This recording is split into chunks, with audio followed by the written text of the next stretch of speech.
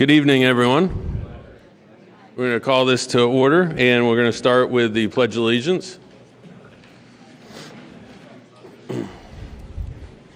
Pledge allegiance to the flag of the United States of America and to the republic for which it stands, one nation, under God, indivisible, with liberty and justice for all.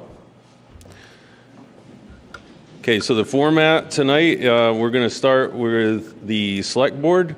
Then we have the Ethics Committee, which will be three different 1-year, a 2-year, and 3-year terms.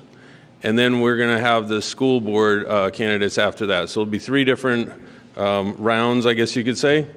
And we're going to start with a 5-minute timer for each of the candidates, so that they have the opportunity to tell everybody a little bit about themselves.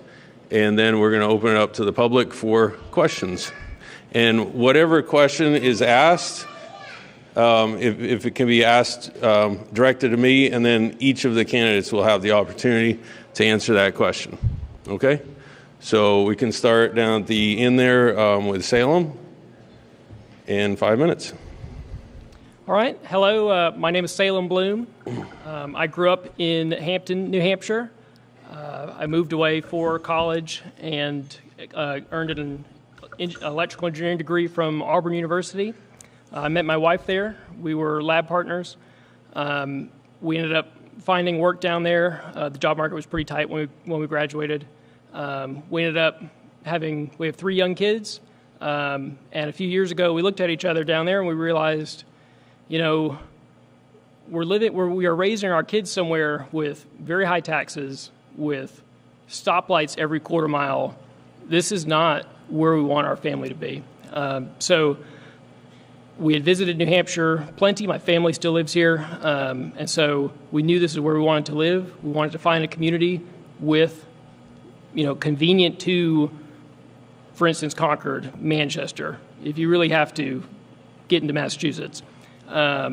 And have low taxes for that area. For us, that was Weare. It's perfect. And so it took a few years with a very tight housing market, but we were able to move here. We bought the house, big white house on Duck Pond Road, up behind the post office. While we were searching for houses, so I grew up in a house from 1783, and my wife and I talking, I always said, I was raised fixing that house that my parents still live in. I know all the problems in it. We should not get a house that old. So we had the opportunity, and we were said, great, let's get one from 1789. And it's been a lot of fun. I've really enjoyed working on it. The electrical is a little bit unique, as you can imagine. It's been fun, though. And going around talking to people throughout this campaign, hearing people say, oh, I used to go and meet Mrs. Jones and have coffee with her, or I played pool in your living room. So it's been a lot of fun.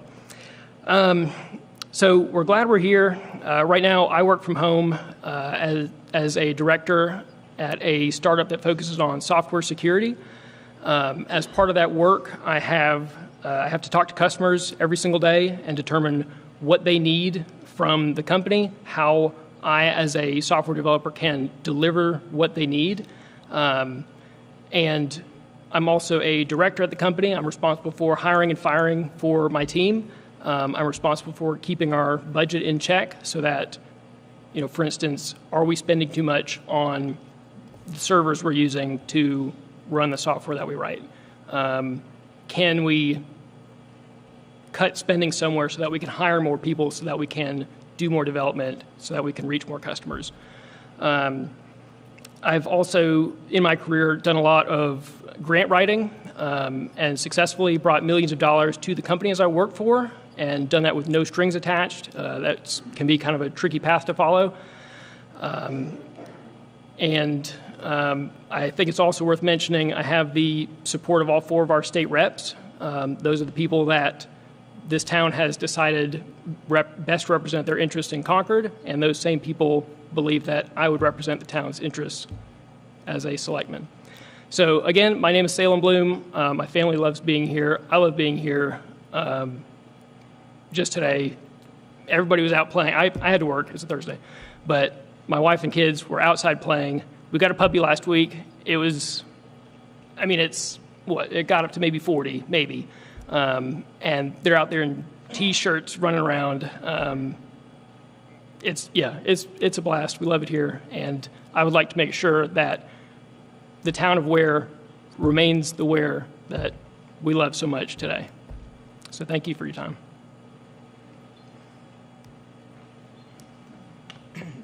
Good evening. Maybe if I turn on my mic, you might be able to hear me. Good evening. My name is Jesse Renaud Smith. If you have read my bio online, then you know that I currently serve as a prosecutor.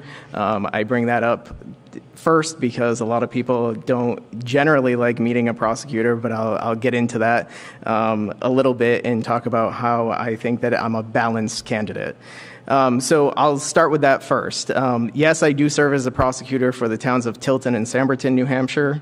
And in that capacity, I think that a lot of people don't take the time to really think about what the job of a prosecutor is.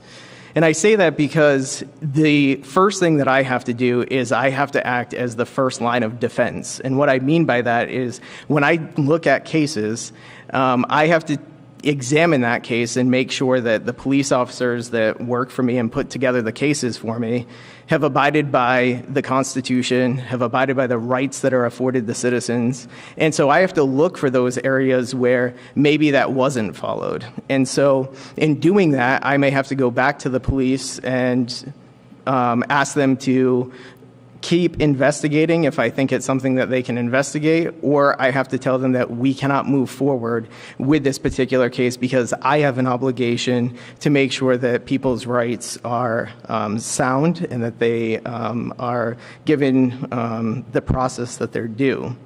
In addition to being a prosecutor, I do sit on the New Hampshire Supreme Court's Attorney Discipline Office as a hearings committee member. And in that role, one of the things that I'm tasked with doing is listening to cases when attorneys are alleged to have violated ethical rules under the professional conduct code that we have to follow. And so in that capacity, I sort of act as the trier of fact or the judge, which is very different than being a prosecutor. I hear the arguments, and then we have to decide what is the most appropriate path for this particular attorney if they did, in fact, violate the conduct code. In addition to that, I also sit on the board of directors for a youth assistance program. And in that capacity, as the director, not only do I oversee the operations of the youth assistance program, but it's a program that, like it sounds like, is a diversion program. And so instead of sending youth to court and adjudicating them or prosecuting them, there are different avenues and options that we have in our community so that they can go through a diversion program instead of being prosecuted. The reason why I bring up these three pieces of what I do is because it, I think, shows balance. Wearing the different hats, I have to balance my professional life, and I have to make lots of different decisions in these different roles. And so that is what I would submit to you, is that as a Board of Selectmen member, I think that I will bring a very balanced approach to whatever the issue is that comes before us. To get a little bit into my personal life so you can know me a little bit better, I've lived in New Hampshire for 20 years. Since I've moved to New Hampshire 20 years ago, New Hampshire has not been able to get rid of me. And I really enjoy living in New Hampshire. It's a great state. I finished high school in New Hampshire. I then went to Plymouth State University and got 2 bachelor's degrees from Plymouth State, and then went to the University of New Hampshire School of Law, where I got my law degree. So I've stayed in New Hampshire, I've dedicated myself to New Hampshire, and I've also dedicated my professional career to public service, which I think is important with these Board of Selectmen members. I was a police officer. I'm a prosecutor now, as you know. I was a 911 operator or telecommunications specialist. no matter where I was, whether it was in school, when I was in high school, when I was in college, I would make sure that I took the time to dedicate myself to volunteer positions. I volunteered at elementary schools. My mother actually worked with elderly, so I spent a lot of time with the senior citizens and doing things with them. So I enjoy dedicating my time to public service, whether it be through my career or volunteerism. So thank you very much again for being here. I appreciate it. Thank you. Kyle? Good evening, Kyle Parker. I moved from New Jersey 20 years ago. I grew up in New Jersey, went to college in Manhattan, come from a big family, have 5 brothers. Moved up to New Hampshire because of the ruralness. New Jersey was getting very crowded. I could afford a house up here, and the taxes were much less when I moved up here. I've lived in Weare for 8 years now. I was over in Henniker for about 12 years. When I first moved up, I rented in Pennacook before finding a home in Henniker and then moving to Weare. Self-employed carpenter. I'm married. I've met my 2 kids. I met my wife up here in New Hampshire. I'm grateful that we have a bunch of candidates up here tonight. And I guess that's about it. Thank you.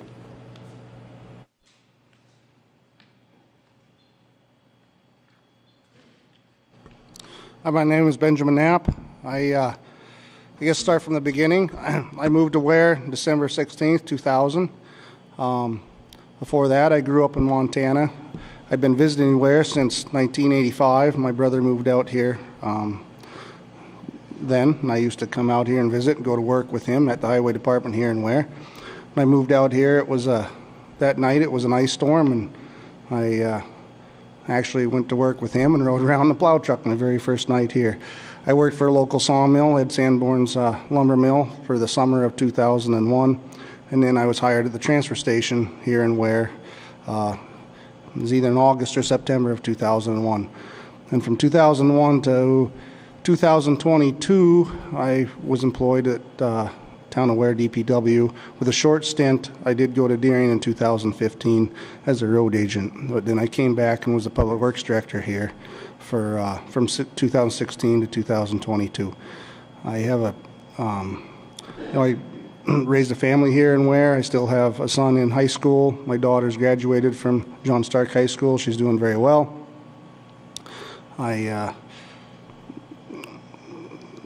I've dedicated my whole working life to the town of Weare. I haven't had very many jobs as an adult, and most of it has been for the highway department transfer station in Weare. Between myself and my brother, we actually have almost 40 years of working service for the town of Weare Public Works Department, and I think that's pretty remarkable. He was the first Public Works Director, and I was the third one. We had one of the most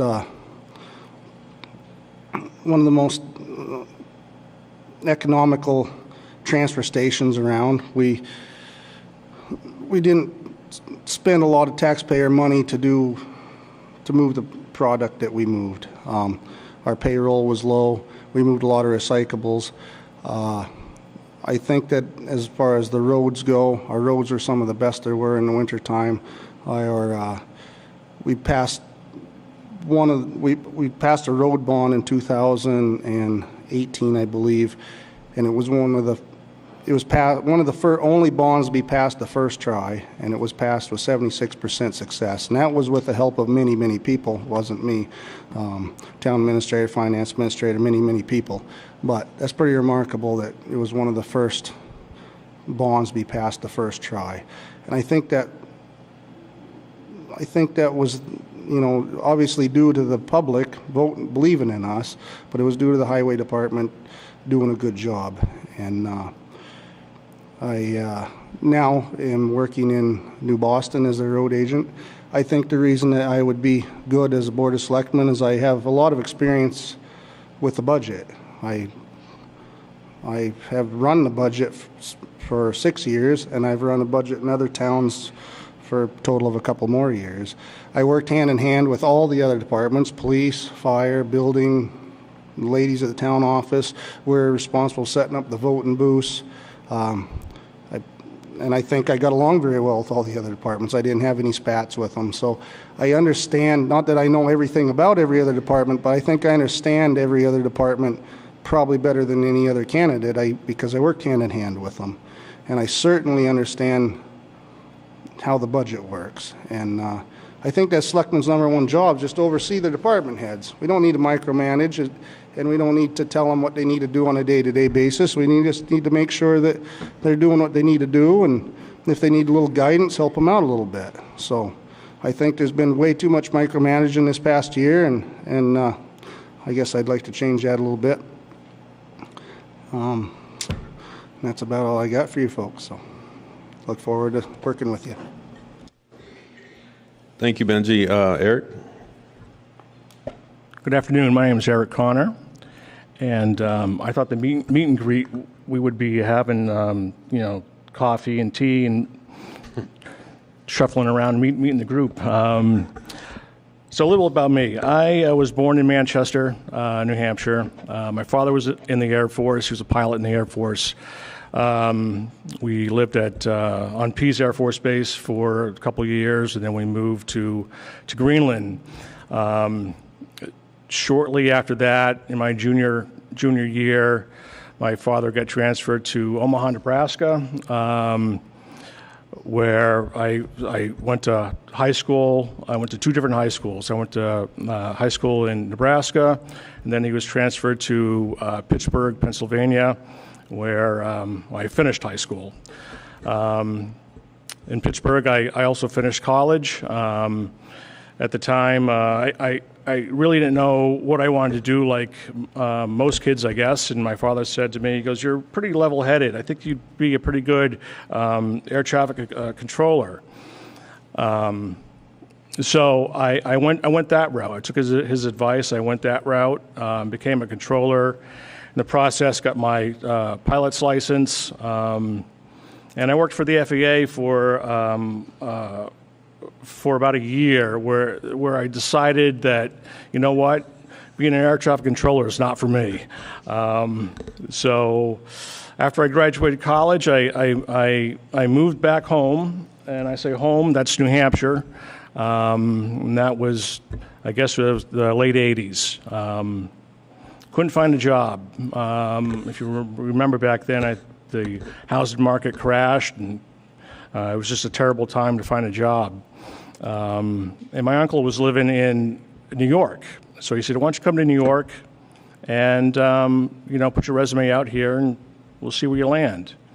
I did that, and I landed in the insurance business, in the commercial insurance business. So don't worry, I'm not gonna sell you a life insurance policy. So I worked for three different insurance companies. The one I'm currently with now is Munich Re, which is one of the largest reinsurance companies in the world.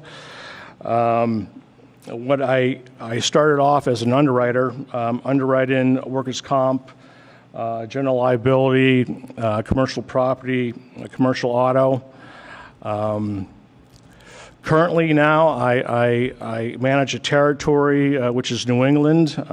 It's about I think it's about a $20 million territory, and part of my job is meeting presidents, our customers, our insureds, presidents, CEOs, and managing their portfolio, providing engineering solutions to their problems, reviewing, negotiating contracts.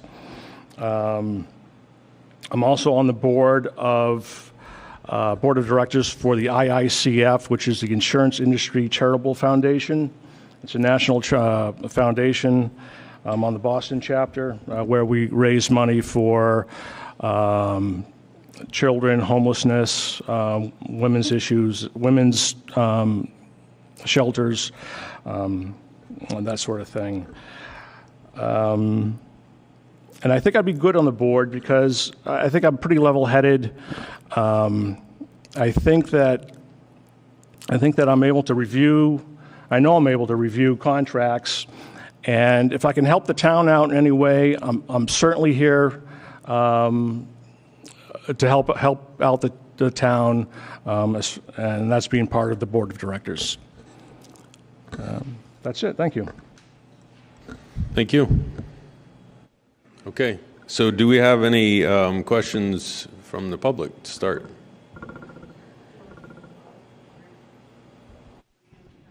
Thank you, Mr. Moderator. So go ahead and ask your question. It'll be a 1-minute response from each candidate. Okay. Yep. I want to thank you all for filling out the questionnaire that Weare in the World sent out. It was very helpful. And from your answers, I glean that you all enjoy living in Weare, which is a friendly, neighborly, rural community. I also found out that you want to lower taxes and encourage younger families to move here. Oh, okay. Is that better? Okay. However, I think lowering taxes is a bit unrealistic at the moment, given the increase in a lot of costs, sand and salt for the highway department, increased utility costs, and a lot of other things that keep going up. And our town employees definitely deserve a competitive pay scale.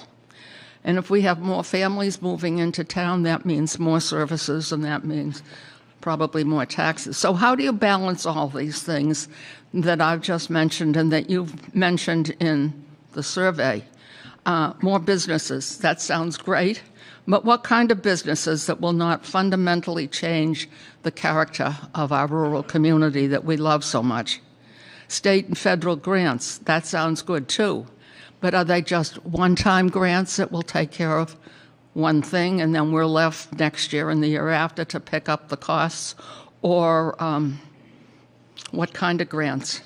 So I'm asking each of you to tell me in specific details what kind of businesses that you would recommend coming to town that, as I said before, won't change the fundamental character of our beloved rural community, and what kinds of grants could we get that will help lower our taxes. I doubt if we can get a grant for a plow truck or a police cruiser, but we could try if they're available. But what other kind of grants are available that will enhance the quality of our life here in town?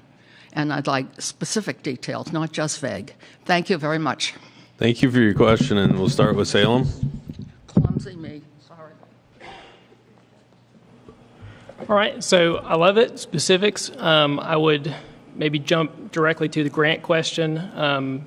You referenced the article responses, the questionnaire responses, and that's something I spoke to. For instance, I saw a grant available. It is recurring, but even this year, for communities that are trying to expand libraries, community centers, areas like that. And we know that's something that the town is already looking at, expanding our library. So if we can get started on that now, if we can start getting pieces of it now, when we know the work is coming in 3 or 4 years, then we can take that away from our general fund liabilities in 3 or 4 years, if that's something the town decides to do. You speak to businesses, I would say anything that we can encourage to not drop directly on 114 would be great. I spoke to coming from a community with stoplights all over the place, and that is one of the things that we love about Weare, is that you can go the entire length without running into a stoplight. So perhaps there are, industrial type businesses that could go off of the main roads. There are some already, and we the last thing I want to see is something like a grocery store or a Walmart dropping in the center of town and disrupting what's already here. We see, like, their new owners at Zumiez, the last thing that they want is to see competition coming in after they're trying to invest in what they've already done for the town. So, short on time, I hope that answered your question. If not, I can speak more afterwards. Thank you. Go ahead, Jesse. Thank you very much for your question. So I'm going to go to grants first because that was a big part of the response that I personally wrote in my biography. And I think that one of the things that we can certainly increase in this town is looking into the grants that are available. And one specific thing, and I'll start with, is education. If we look at the budget for the town, the educational budget is enormous, and that's to be expected. That happens in most communities where there are schools. And so right now, even in our state legislature, there's bills that are being looked at by the legislators. There's $100 million that could possibly come into New Hampshire for communities that are maybe impoverished or that are less wealthy than some of the other communities that are out there. With $100 million designated to different school districts, it goes directly to their budget. That decreases their budget, and that has a direct impact on the taxes, a specific decrease in the amount of taxes that we would be responsible for. There are grants for infrastructure. So there's bridges. Right now there's a project in town for bridges. If you are looking at the YouTube videos that are going on for the Board of Selectmen, there's infrastructure grants. There's grants for public service, so for things like police cruisers and for plow trucks. Actually, the United States Department of Agriculture right now is looking at rural agricultural communities and specifically giving grants for things that aren't just related to what we might think of as agriculture through the farming and things like that, but it could go to specific projects like buying police cruisers, like buying plow trucks. I know that there's a project going on with the police right now with their radio communication to beef that up in the town because the radio communication is poor. There's grants for those types of things through the FCC to put the channels on those towers. The last thing I would say is bulk buying by towns for sand and salt. To address the first one of the points of your question about businesses coming into town, one of the reasons I moved to the town was the ruralness. I've noticed an increase in smaller home-based businesses. I know there's a woman in town that does sauerkraut and kimchi. A lot of smaller office, like 1- and 2-person office-based businesses. I'd like to see the promotion of that. Not that the town limits that, but in order to keep it rural,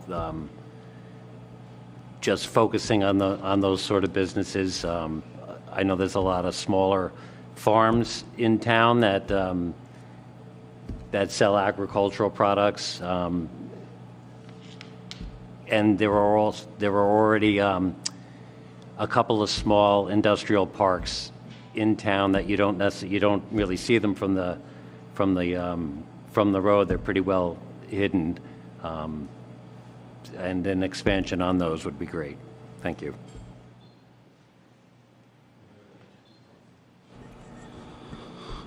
So I guess I'll start with business development. I'm a small business owner. I log and sell firewood and I have little construction equipment. I do on the side. I think the biggest hinder in this town is the availability for signage. We have very strict rules on how to advertise. We don't have to have huge billboards, but I think it's too strenuous. We could be allowed to advertise a little bit more for a small business.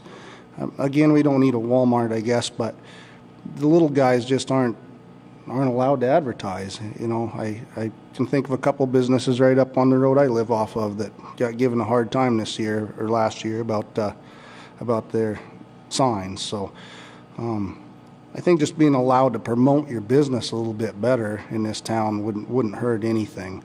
When it comes to grants, it's tough. I'm from the public works sector, I guess, and it was hard to really find anything for plow trucks and stuff. As far as the comment for buying salt bulk, the town is on it. We get salt for the state bid price. So Town of Weare gets District 5 state bid price for $79.20 or $79.40 a ton, which is the best you can get in this district.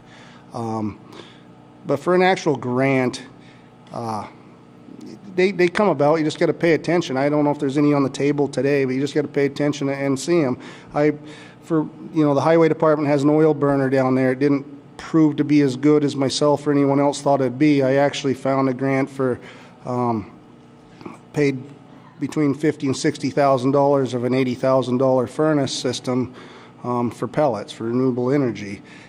I presented it twice. It kind of fell on deaf ears, but that was one particular grant that you could have got for Public Works. So they're just ones you got to watch out for. All right.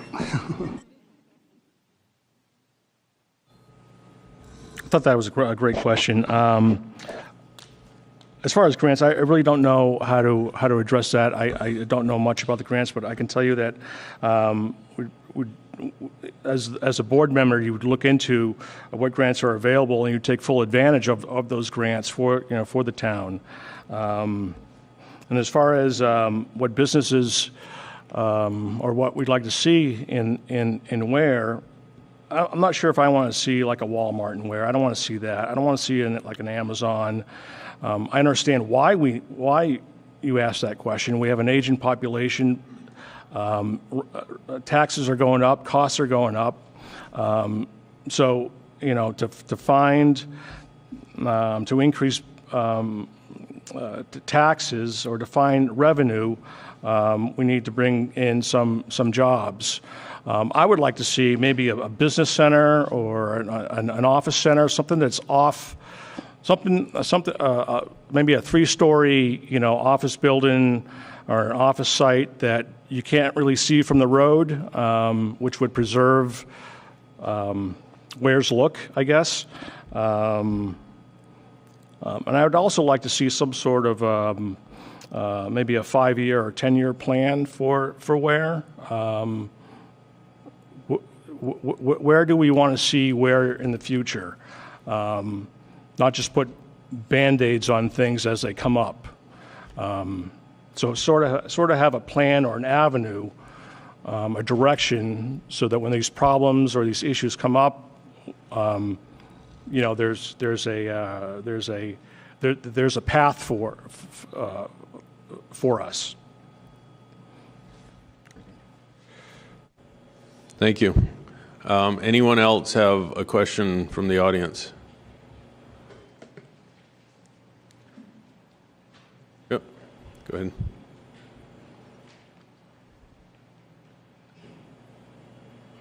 Hi, Steve Colombo. I grew up in Brooklyn, New York, but I've lived in Weare since 1975, and I wouldn't live anywhere else. My concern is that the Weare Police Department has somewhat tarnished reputation. So as Selectman, what would you do to address that? Salem? I think a big part of that is the addition of the Ethics Committee this year. There'll be a big help towards that. I think a thing that I would like to bring to the Board of Selectmen is being very transparent. I think the board should be acting in a way that is above reproach, and that should then come down to all of the other committees and the police department, et cetera. And so I think if the board acts in a way that is clear how decisions are being made, why decisions are being made, including those that impact the police, then that sets a precedent for the rest of the town. This is how we will act.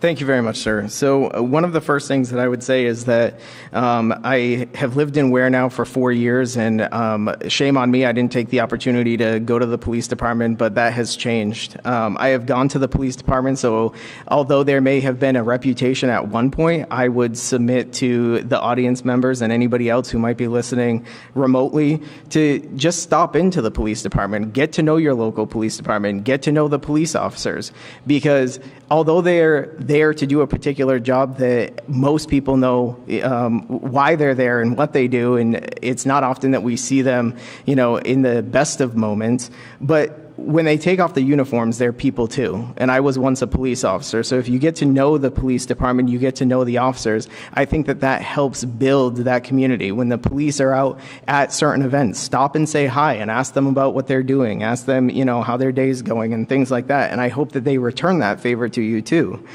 I also think that open lines of communication is very important.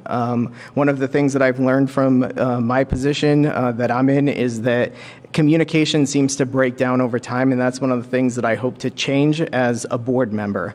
So keeping that communication open amongst not just with the police department, but all the departments in the town, and to make sure that the police are involved too. And I think once you have that representation and people start seeing them more often in a different light than just, the car that's going down the road with blue lights, or, the officer in uniform placing somebody under arrest, there's much more to the job. And it's about them building trust with their community and the community having trust in them as human beings, not just the police that they are when they're in their uniforms. So again, I would go down and take the opportunity and meet the police. They're wonderful people, the ones that I have met so far. The chief is great. I met the captain, the sergeants. I actually had the police call me the other night and ask me to sign some paperwork and some of justice of the peace. So they were in my own home, and they're great people. I'll have to say that in the past, in the news, I have seen the Weare Police Department have a reputation, but that seems to be far in the past. I've had opportunity to have multiple conversations with the current chief. He's approachable. The officers in town are all approachable. I can't speak for whatever interaction that anybody in listening or here personally has had with the police department. I've interacted with them on, getting things registered that haven't had titles, and I don't currently have had any bad interactions with the police department. But as Salem had mentioned, the start of the ethics committee, knowing that that's a tool that can be used, I think is a good way to go.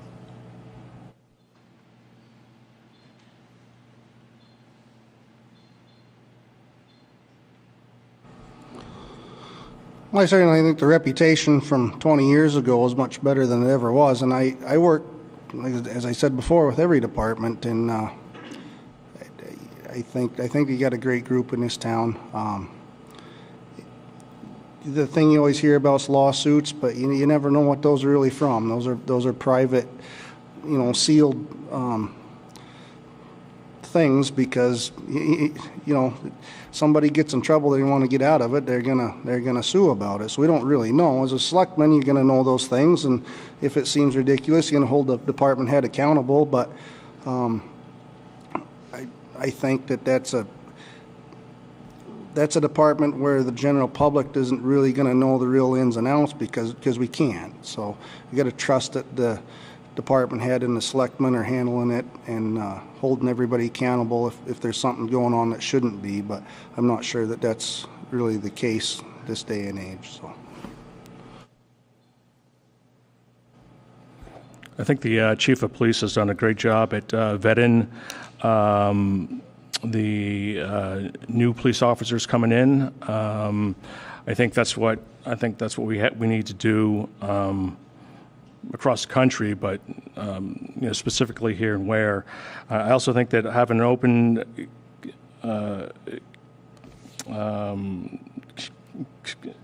communication, is very important.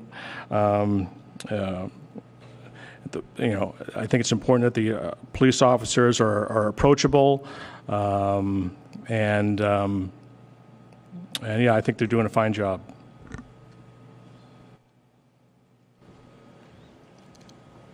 Oh, go ahead. Eileen? Yep. Thank you. Thank you for all being willing to serve. My question is strictly as you as a selectman. The local government center gives classes. I'd like to know whether you have the time and the inclination, because as smart as all of you are, you probably don't know everything that you need to know to be the best selectman you can be. So I'd like to know whether you have the time and the inclination to be able to go to those classes.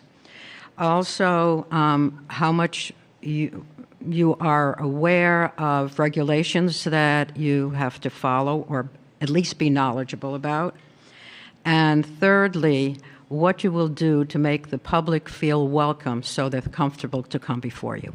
Thank you.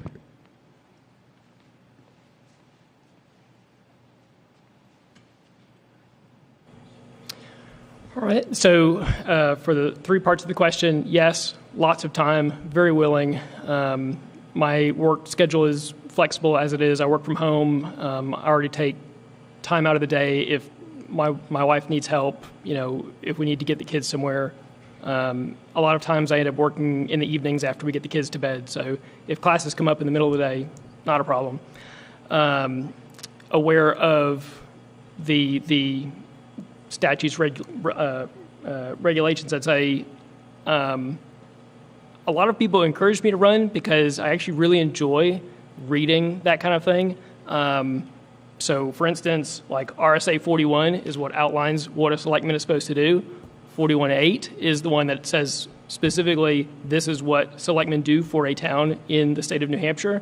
I think it's fun, a little bit weird maybe, but I think that's not a bad thing for a selectman to have in their back pocket. As far as welcoming, kind of goes back to the first answer of I have lots of time. I've actually loved, as part of the campaign, knocking on doors. I thought I would not. I'm usually a little bit introverted, but I've knocked on hundreds of doors, handed out hundreds of these flyers that I made on my own printer, and have loved it. So if anybody just wants to talk, I'm very willing to do that. So thank you.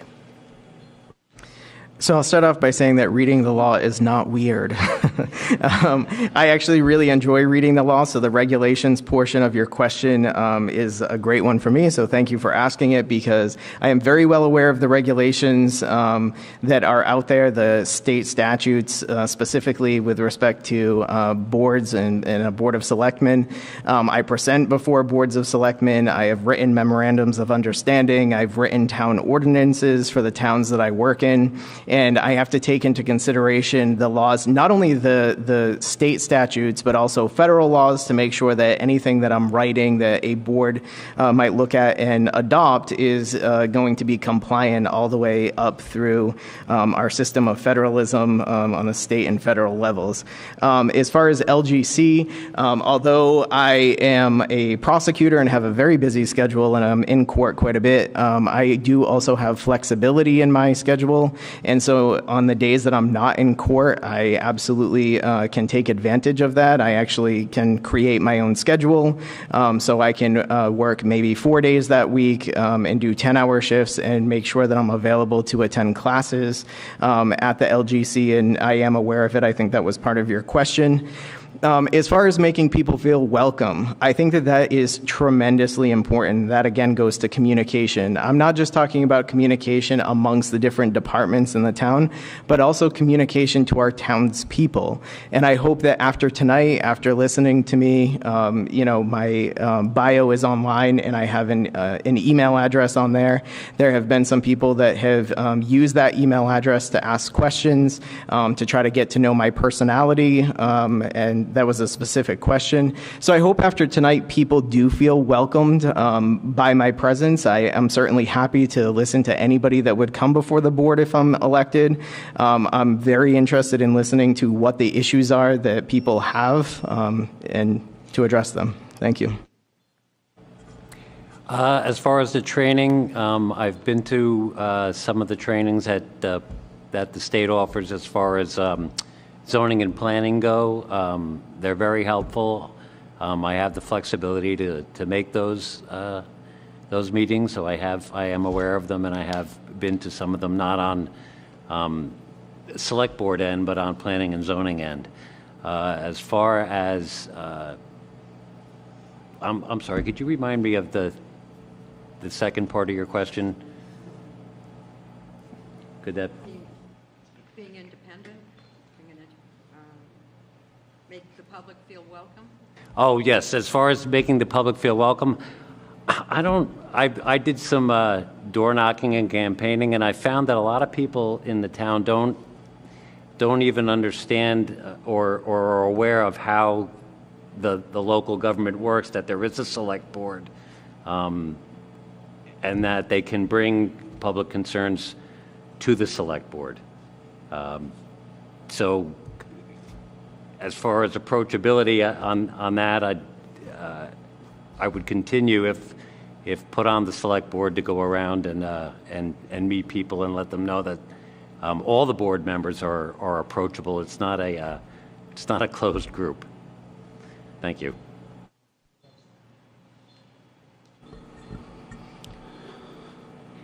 So I guess I'll start with approachability. I worked in this business for 20 years with the public. I feel like 99% of the time I got along with the public. I worked for the Public Works. I even had someone stop at my house on a Sunday one time, angry because one of my plow truck drivers hit their mailbox. I smiled, talked to them, said we're sorry, shook their hand. I fixed it the next working day.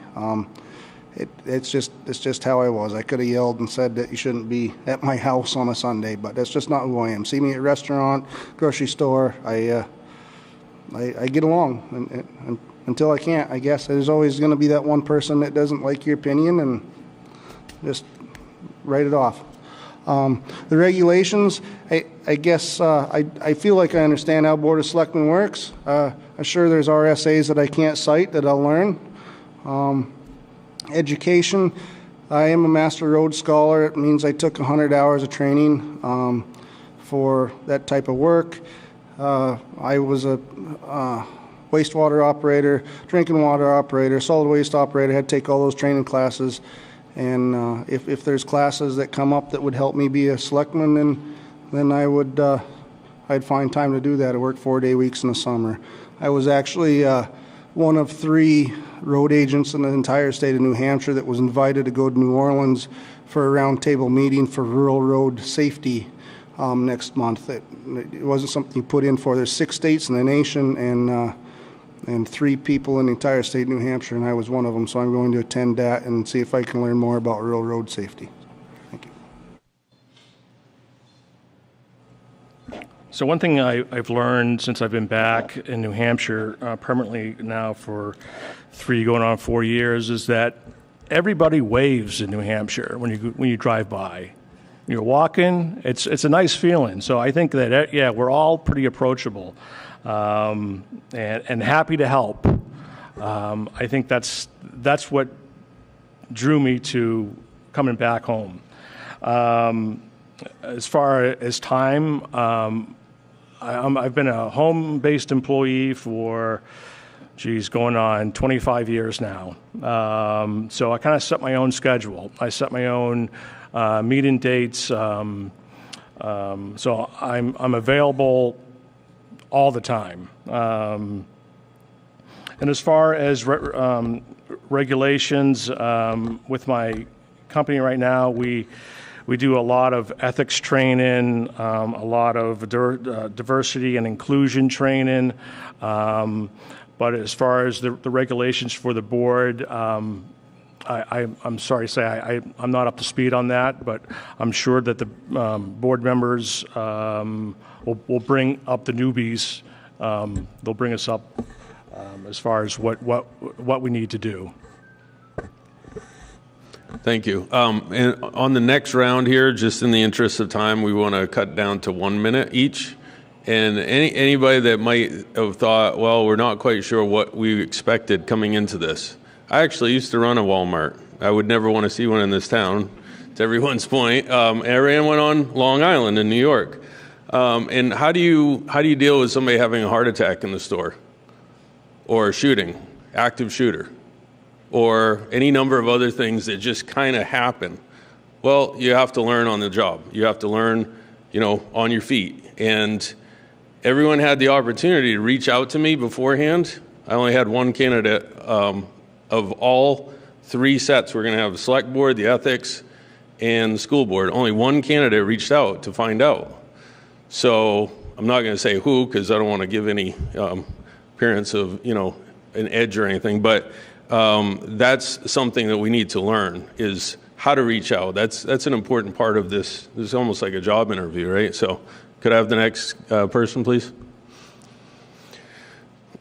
And feel free to stand up in line if you're going to be going and speak next, please. Hi, Clarence Gardner, John Connor Road.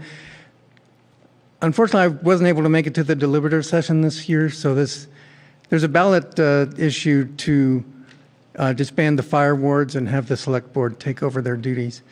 And I know last time around, this was a much smaller deal, I'm sure, but they took over the cemetery trusteeship. Can you speak to, do you think that's the proper thing for the select board to be doing, is to assuming all these duties that used to be independent? With that one in particular, it's interesting because normally I would prefer if there were more boards, if there were more committees, if the decisions being made were spread out among more people and not being concentrated into the Board of Selectmen. Speaking with members of that board, they are in favor of it being disbanded. They voted on it. It's a little strange to me because I'm torn of, no, you want to have more diversity of thought, but the people who are in that position don't want it. So knowing that it would then defer to the Board of Selectmen and potentially being a member of that board, you almost don't want it. Could we do it a different way? Could we say, do only the citizen version, not the members of the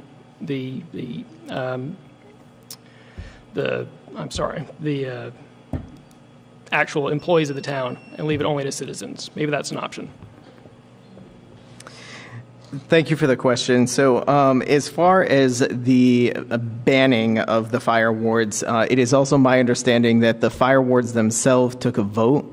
And in that vote, a majority of the fire wards determined that it would be in the best interest of this town to have the authority go back to the Board of Selectmen to oversee them. So if that's their wishes, then I think that it's important that the board grant them their wishes, because they're the members who are currently sitting on that. As far as the independence, though, for the second piece of the question, I think that the board has to be careful, and this is the balance that I was talking about before that I think that the board really needs to take into consideration. The board is there, yes, to administer the town. The board is there, yes, to answer some tough questions. But at the same time, we do have department heads. So we have people in charge of fire, police, DPW, all of the different agencies, and I think that it's really important that the board not get too far involved and let those department heads take on the responsibilities that they were vested with. I was at the deliberative session, and the explanation that the spokesman, I believe it was Steve Roberts, explained as to why the fire wards was being disbanded seemed to make sense. It was presented well. As far as the select board taking on the responsibility, like the other two gentlemen said, that it was a unanimous decision amongst the fire wards, but the mere fact that the selectmen are willing to, bring forth an ethics board shows that if there's a reason to have less responsibility for the select board, that they're open to having that happen.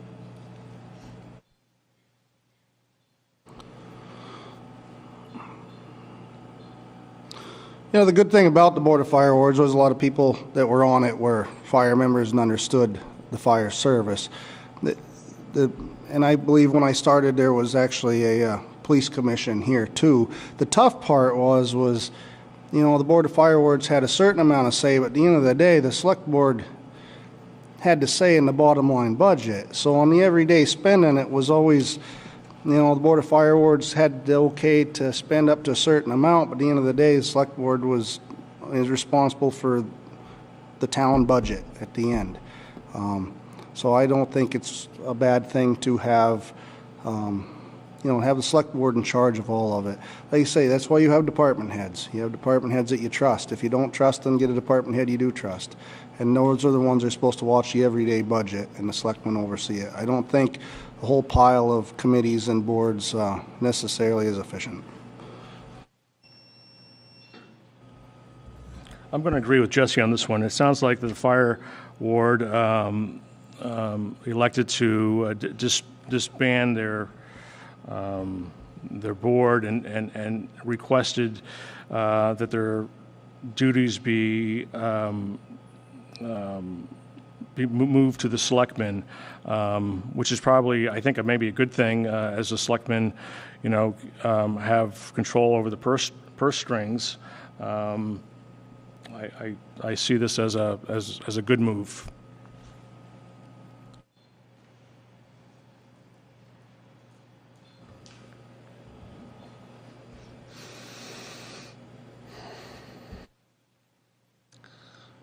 I live on 30 Gould Road. My name is Barbara Hibbert.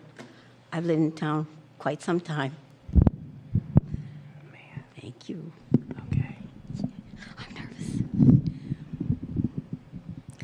I lived in town a long time. I started a business in 1982, and when I moved here in 1976, it was all farmland. Gould Road is now an industrial park, an electronics plant. Across the street, there's a garbage collector. Across the street, next door, is Lang Tots. Across the street also is the place where you can store, the storage place.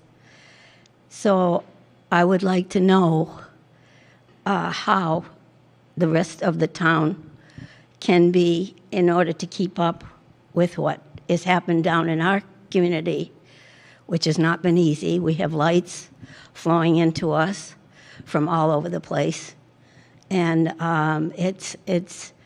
we would like to be able to go to the selectmen and be able to speak and be listened to.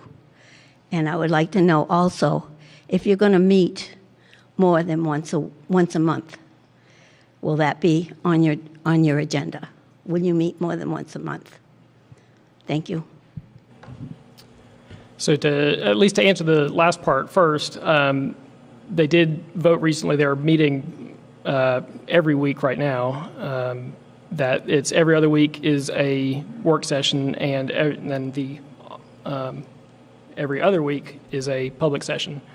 But the town you described that you moved to is exactly why we moved to Weare, and everything I can do within my power would be to, as one person on a board of 5, would be to keep it that way. To, yes, we absolutely need services in town. Yes, people need some conveniences, but so many people move here because of what you're describing. And so, fortunately, Weare is huge. Maybe there are places that there are not people living right now that are being underutilized, that if things need to be brought in, they could be put really tucked away somewhere. Thank you.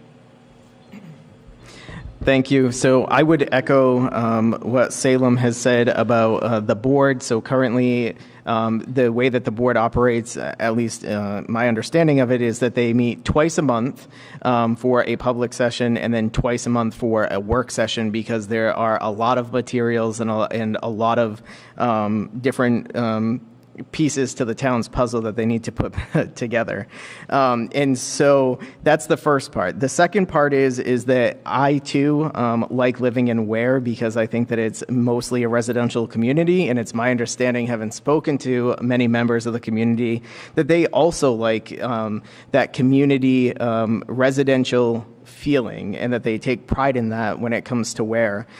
So one of the things that I would want to do is certainly get the input of the people who live in the community that are going to be affected, like yourself, and ask them if there's a proposal to bring any type of business to that area. Again, I watched the recent YouTubes on the select board, and they are meeting, more than just twice a month. However, they all do have email addresses, and there is an administrator, and they do address communication at almost every meeting, and I believe they're going to be addressing whatever communication, whether it be an email from someone in town. So while most of the selectmen have full-time jobs, there is a way to reach out to them and get an answer back, pretty much on a daily basis. Thank you.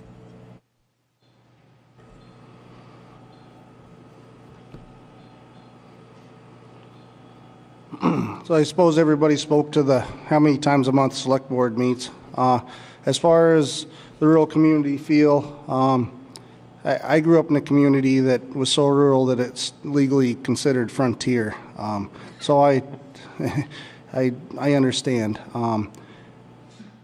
But this town does have a lot of conservation land. It has a lot of open land. And when the family retires from the farming business and they want to sell their property and get subdivided, that's really, I suppose, their decision. The planning board and the zoning board, they have done their best to make the regulations so that it's kind of open building. You have to have 2.5 acre lots on paved roads, 10 acres on dirt roads. So I don't think this town's doing too bad on that. I know it's tough losing that big piece of farm ground, but this new generation don't want that no more. So. Yeah, I think what you're talking about is being approachable. And I think the board members are approachable. They have emails where you can email them directly, or you can. I think there's a phone number you can reach out to them. And if the board is able to meet, I think right now they meet twice a month, but it sounds like they're meeting more than that, and that's perfect to get the business of Weare done. So if that's what it takes, meeting weekly, meeting daily, I mean that's fine. And I think that the rural feel of Weare should stay, or at least it should definitely stay. Thank you. Do we have any other questions from the public? No? Okay. So we're at about 11 minutes per candidate, which is pretty good considering looking at different past years. A little longer than last year, but a little less than previous years as well. So I'd say we can give 1 minute for each candidate to closing remarks. Again, my name is Salem Bloom. I'd like to thank you for taking the time out of your evening to listen to us. I'm grateful for the opportunity to run for selectman and to meet so many people during that run. I believe I am the best candidate to run to be on the Board of Selectmen because I will scrutinize the spending that the board passes to ensure that taxes remain low, that is done in a transparent way. And because my family and I love this town so much, I will do everything I can to keep Weare. So if you have any further questions, I'll make myself available after the meeting. You can also find me on Facebook or email me bloom4weare@gmail.com. And again, thank you for your time.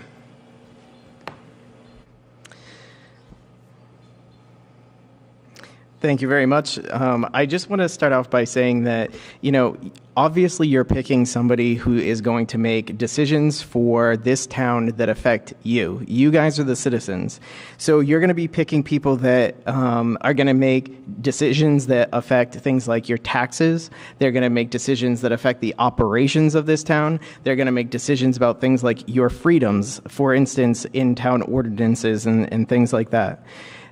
It's crucial that you pick a candidate that is going to be able to handle making those types of decisions and to do it in a way that is even-handed, that is well-balanced, that can look at all the different aspects and issues that come before them and make those really tough decisions, but make a reasoned decision.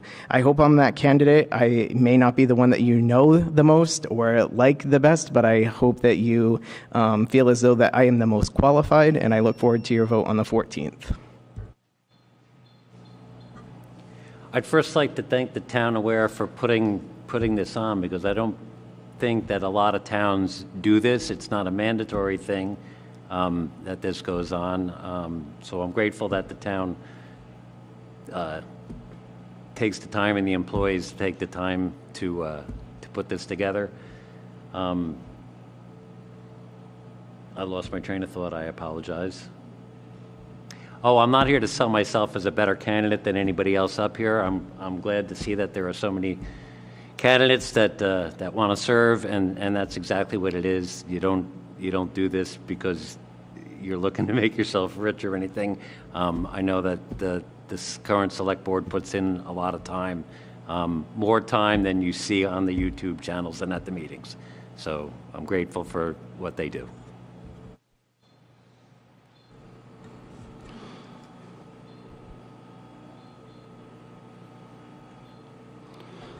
I feel like I'm the best choice. I have dedicated my adult working career to this town for the most part, and I feel like I understand it. I was a big part in many changes in this town. I was at the beginning of separating and recycling at the transfer station, and I feel like I understand that very well. I understand the road networks very well. I do know all the board members and, the police and the fire, and I just, I do have that understanding with those people. I get along with the public. I'm not a pat myself on the back kind of guy, and I'm not a Facebook guy, but I think when I chose to leave the town, if you saw Facebook, I think I had pretty good following. So I think that speaks for itself. Thank you. I just want to say thank you for your thoughtful questions. I hope I answered them to your liking. Again, my name is Eric Connor, and I think that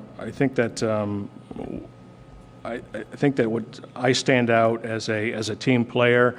I've always done that in my career. I've never taken the lead or said that that was me who did that, but it was the team who did that. It was all of us who did that, who moved the ball forward. And I hope to represent the town of Weare in that same manner. Thank you. Thank you to all the candidates, and then we're going to take a quick break here to switch out with the Ethics Committee candidates.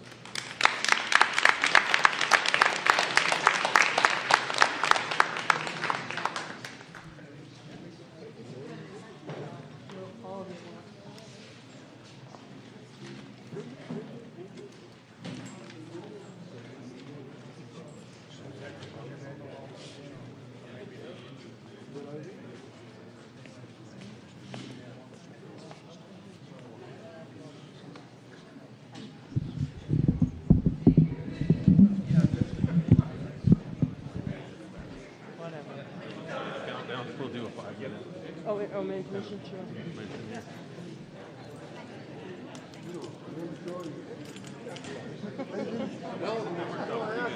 yeah, I had to get closer because I was like waving it. Yeah, and now I found the button.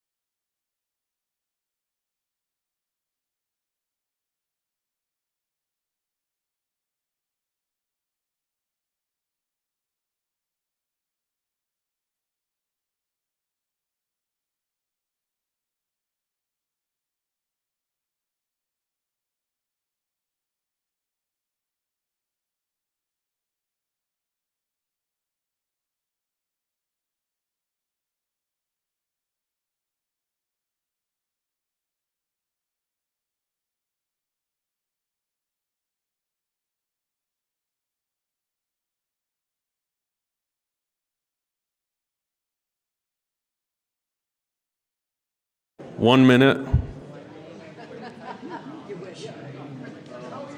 If everybody can start heading back towards your seat here.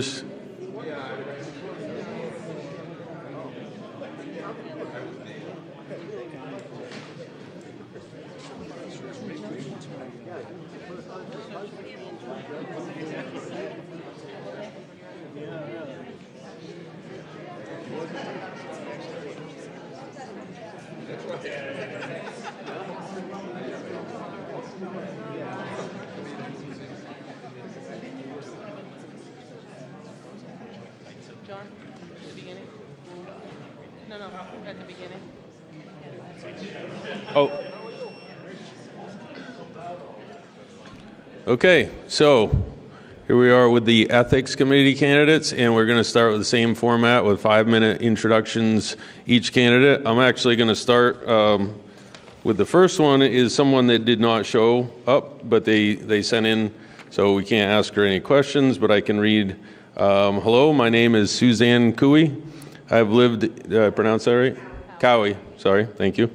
I've lived in Weare since 1981. I've raised my 4 children here. I was raised in a military family, second oldest of 9 children. My father was a career naval officer and pilot. I've lived in many places from Florida to New York, Rhode Island to New Hampshire. My husband and I moved to Weare from California and raised our 4 children in this town. I have represented the American Red Cross for over 50 years, teaching health and safety courses in water safety and first aid here in Weare and at New England College, as well as in Rhode Island and California. I was also a co-owner of an international martial arts school for 30 years in the town of Weare. My 2 sons served in the military from 2001 to 2012. I have been involved in community service since arriving here, running the town swim program for 17 years to being a cheerleading coach while my children were in school. For 20 years, we did roadside cleanup in Weare and also organized a road race for a fallen soldier from Henniker. We donated the proceeds to the Wounded Warrior Project and the Fisher House Foundation in support of our military and their families. No job was too big or too small. Having been a business owner, I understand what it takes to serve the community, how to balance financial needs, and the understanding of how the expenses are managed ethically. The formation of a new ethics committee drew my attention because of my background in the following tenets of truth, honesty, fairness, respect, loyalty, trust, and responsibility. The needs of this committee seem to fall well into the framework of my life. Ethics are based on moral principles that govern a person's behavior, personally and professionally.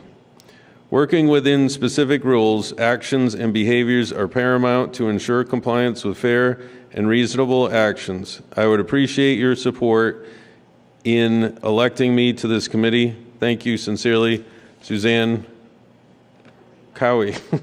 Thank you. Go ahead, Tom. Good evening. My name is Tom Flaherty, and I'm running for the 1-year seat on the Ethics Committee. There's 1, 2, and 3-year seats. I live in North Weare. I've been here for 6 years. I've been in New Hampshire for 37 years, and I wasn't born here, but I got here as fast as I could. I love raising my chickens and gardening when I have free time, and I get out hunting as much as I possibly can. Never enough. I'm fairly active in town. I'm the vice president of the Weare Historical Society, going on 2 years now. I'm a new member of the Finance Committee. We just finished up this past year. And I'm a member of the American Legion Post 65 in town here. I was an Army field artillery officer for 12 years. I own a small technology consulting practice in town. I specialize in data management, so I'm a tech nerd. Why am I running for this position? Why do I want to be on this board? I think, and why do I think this board is a good idea? I think all forms of government need as many checks and balances as possible. Voters have the ability to check their elected officials, but people are on boards for 3, sometimes 4 years, 2 or 3 years. And so, you have to wait till they're reelected to be able to send them a message. And I think in a real-time fashion, the Ethics Committee can be a check on behavior. If there are situations that warrant that check. And this would be on elected and appointed officials as well as town employees. The committee will be available to everybody, even those employees and officials, to raise issues of ethical concerns. So it'll also raise awareness of ethical standards with the Code of Ethics that was passed in 2006. In the corporate world, you always have to go through some training every once in a while to understand some of the principles and beliefs of the company and how they want you to behave. And that's a lot of times an annual reminder of important things that you sometimes forget, with your head buried down. And this committee will be responsible for making officials and employees aware of these ethical standards, not just as a board to hear complaints, but also to educate the people that work for the town and support it on an annual basis, most likely. And so I think that headspace is a good thing, and the committee being there will be a check on people's behavior, knowing that there is another body, another agency that's looking at and responding to complaints. And I think it'll give the voters, the taxpayers, the residents an opportunity to do that. So I'm very interested in being part of that process. Thank you.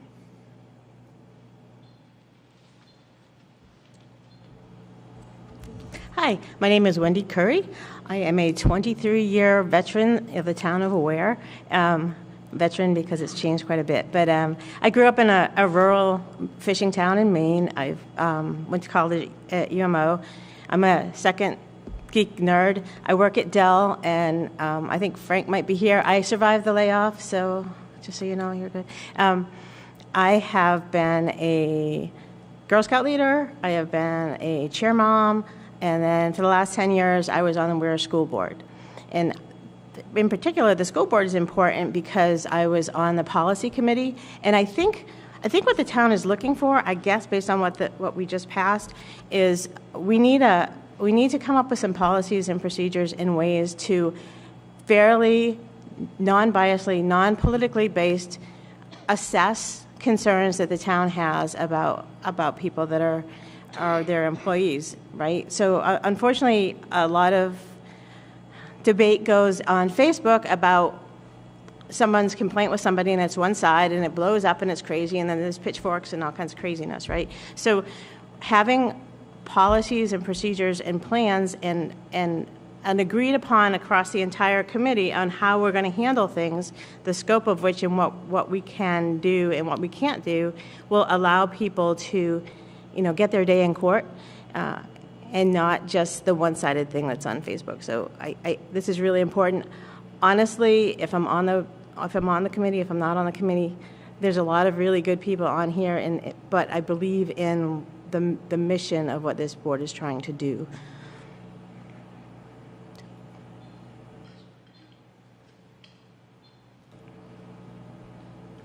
Good evening. My name's Eileen Meany. I'm really glad to be here, and I'm gratified to see so many people out tonight and so many people sitting next to me at this table. I wanted to say thank you to the people who are in the room who were part of the original formation of this ethics committee back in 2005, 2006, and the work that was done. I've spent a lot of time reviewing that work, which helped inform my decision to run. So a little bit about me. I am a 20-year resident of Weare. I did not grow up in New Hampshire, but I, much like Tom, got here as soon as I could. I came here to go to college and never left. I come to you with the skills of an 18-year career in state government. I spent 14 years as an employee assistance program specialist, supporting state employees and their families with any challenge that was presenting an issue for them in terms of their work performance. I then spent 3 years at the State of New Hampshire Department of Transportation as their Chief Communications Officer. And most recently, I've become the Director of Employee Services for the State of New Hampshire Department of Corrections. In that role, I'm responsible for all employee services, which include core HR, payroll, benefits, and the wellness program for some 800 employees, both sworn law enforcement and civilian staff. unclassified and non-classified employees. I'm your former moderator. I'm a trained mediator. I'm a marriage and family therapist and a licensed master addictions counselor. I have a really interesting background in terms of occupations, and all of that helps inform me and my decision-making capability, bringing that skill set to this table. One of the things that really lights me up, and what I've spent the better part of my adult life doing, is assisting people in having a voice in any way I could, whether it be as a therapist, as a mediator, as a moderator. In every capacity I've ever worked, my job is to support people in being able to tell their truth. Ethics is a really strange conundrum for a lot of folks, because everyone believes that their view is the right view. And one of the things that makes me really happy about seeing the diversity of folks that have applied to run for this position is just that. It's the diversity of thought that this group of people will bring to each situation that is brought to us. It would be my great honor to serve the town in this capacity, and my hope would be that your trust in me, based on the set of skills that I've already brought to the town, the information that I bring and use to inform me in making any decision that I've ever had to make related to a group of people. I think that the town is asking for this again because we have been faced with a variety of really challenging situations without a clear place to bring those situations. When there are personnel issues, we have a process, and that's internal to the Board of Selectmen. When it comes to committees and the people who are elected to serve, we do have some remedy, but adding another layer to be able to vet situations, triage situations, discuss situations, and make recommendations, I think will add and supplement what already exists. And I look forward to being able to serve you in that capacity if you so wish. Thank you. Good evening, Weareites. I'm Janice Matthews. I've lived in Weare since 2018. But before I tell you how I got here, I'd like to tell you a little bit about what I've done prior to getting here. I grew up in Ohio. I moved to Texas to attend college. I went to University of Texas, where I have a Bachelor of Science in Business Administration. I worked full-time while getting my undergrad, and then I went on to University of San Diego and got a master's in supply chain. That whole time I worked for a defense contractor, Raytheon Company. I had the honor of working in the defense and aerospace industry. And for those of you that have mentioned your military career, I was behind you all the way. So I do understand what it's like to serve in that capacity, albeit not directly. I have managed folks all over the United States in terms of personnel. I've also managed subcontractors all over North America and Europe. I was director of subcontracts. That means that I was in charge of spending money and in charge of making sure that the subcontractors performed. I was also in charge of quality, which meant that I had to understand what the requirements were and whether something was good or bad. Usually those are pretty definitive requirements. Does it meet it, yes or no? I would also have to perform root cause and corrective action. Part of the role of the Ethics Committee, as prior candidates have told you, is to educate employees about what the Ethics Committee is, and not just employees, board members, and other committee members. It provided advice and counsel, but it's also to investigate. And the root cause and corrective action part of my career will be beneficial in bringing forward recommendations of how we can make sure that things don't get repeated or that we can do things better. When I retired from Raytheon in 2018, Joe and I decided that we wanted to retire. We picked Weare. First of all, we picked New Hampshire. We liked New Hampshire because of its independent spirit, its low taxes, and the government which respects the people here and the great Constitution that we have here in the United States. We specifically chose Weare because of its rural character, the small town feel, and the pride that it has in its history. I was thrilled to see what happened with the Pine Tree Riot 250th celebration last year. That was awesome. So in terms of background, that's where I'm coming from. I've had employment experience, management experience. I've got the root cause and corrective action. But one thing I really want to highlight in my career is I was chosen by my peers and by my leaders to do an additional duty. I conducted the annual ethics training for my entire division, from the senior vice president all the way down to the line workers, on a yearly basis for more than 20 years. I was selected to do that because of my personal principles, moral and character, my ability to look factually and unemotionally at requirements, at individuals, at specific actions that were taken or even not taken, because sometimes that's the issue, is that people didn't act at all, and timeliness, timelines to establish a clear picture of what had happened. I was also successful in that because of my willingness to help others and to navigate situations ranging from straightforward to the extremely complex. Even more importantly, I think I was successful because I was willing to take time and help people understand a decision that they were going to have to make in advance. So that's where I think I'm going to be a valuable asset on the team in the advice and counsel realm of the responsibilities, because I'll be able to help people, guide them before they even have to take the action. So I think that's a little bit about what I've done and how I can contribute to the team, and I look forward to serving you and being part of this revamping of the Ethics Committee this year. Thank you. Good evening. I'm Neil Kirk. I live on Mount Dearborn Road. I've been Weare Town Moderator for 22 years and Weare State Representative for 32 years, and they were not consecutive, as I hope you'll agree. I've also been a member of the Planning Board for a number of years and the Town Finance Committee for a number of years. And I'm running for a 2-year term on the Ethics Committee. There are three of us running for that two-year term. The Ethics Committee has a number of important responsibilities, and I'd like to address at least 2 of them now. The most obvious one, of course, is hearing and deciding complaints that people bring to the Ethics Committee about some unethical action which they claim has occurred. And, of course, in that sense, the committee acts as both investigator and judge.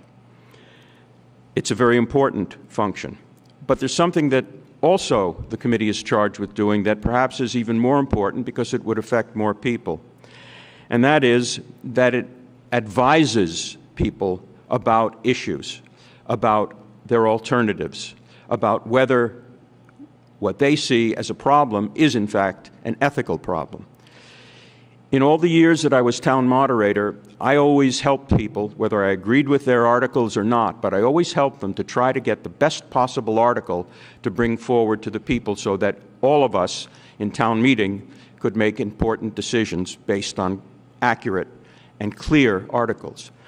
In the state legislature, even though I might disagree with one of my fellow legislators on a particular piece of legislation, I always worked with them to try to make sure that if that piece of legislation was to become law, it was the best possible, clearest law that we could write.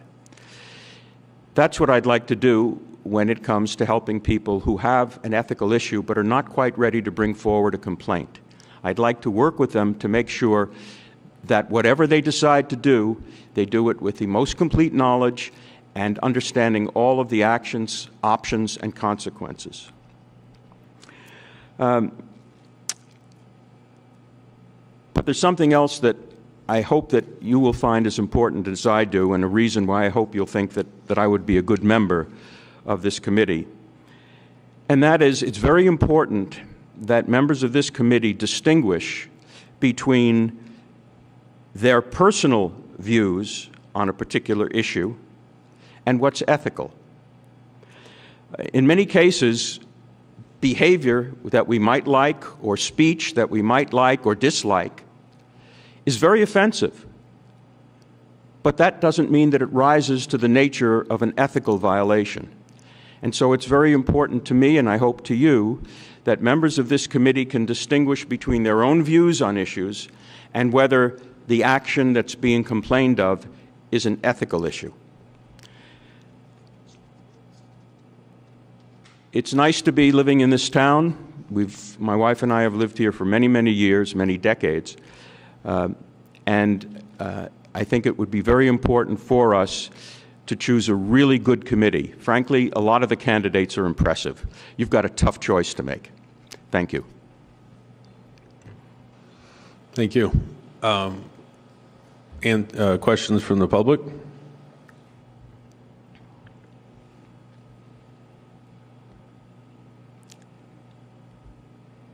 Oh, anyone? Any questions from the public?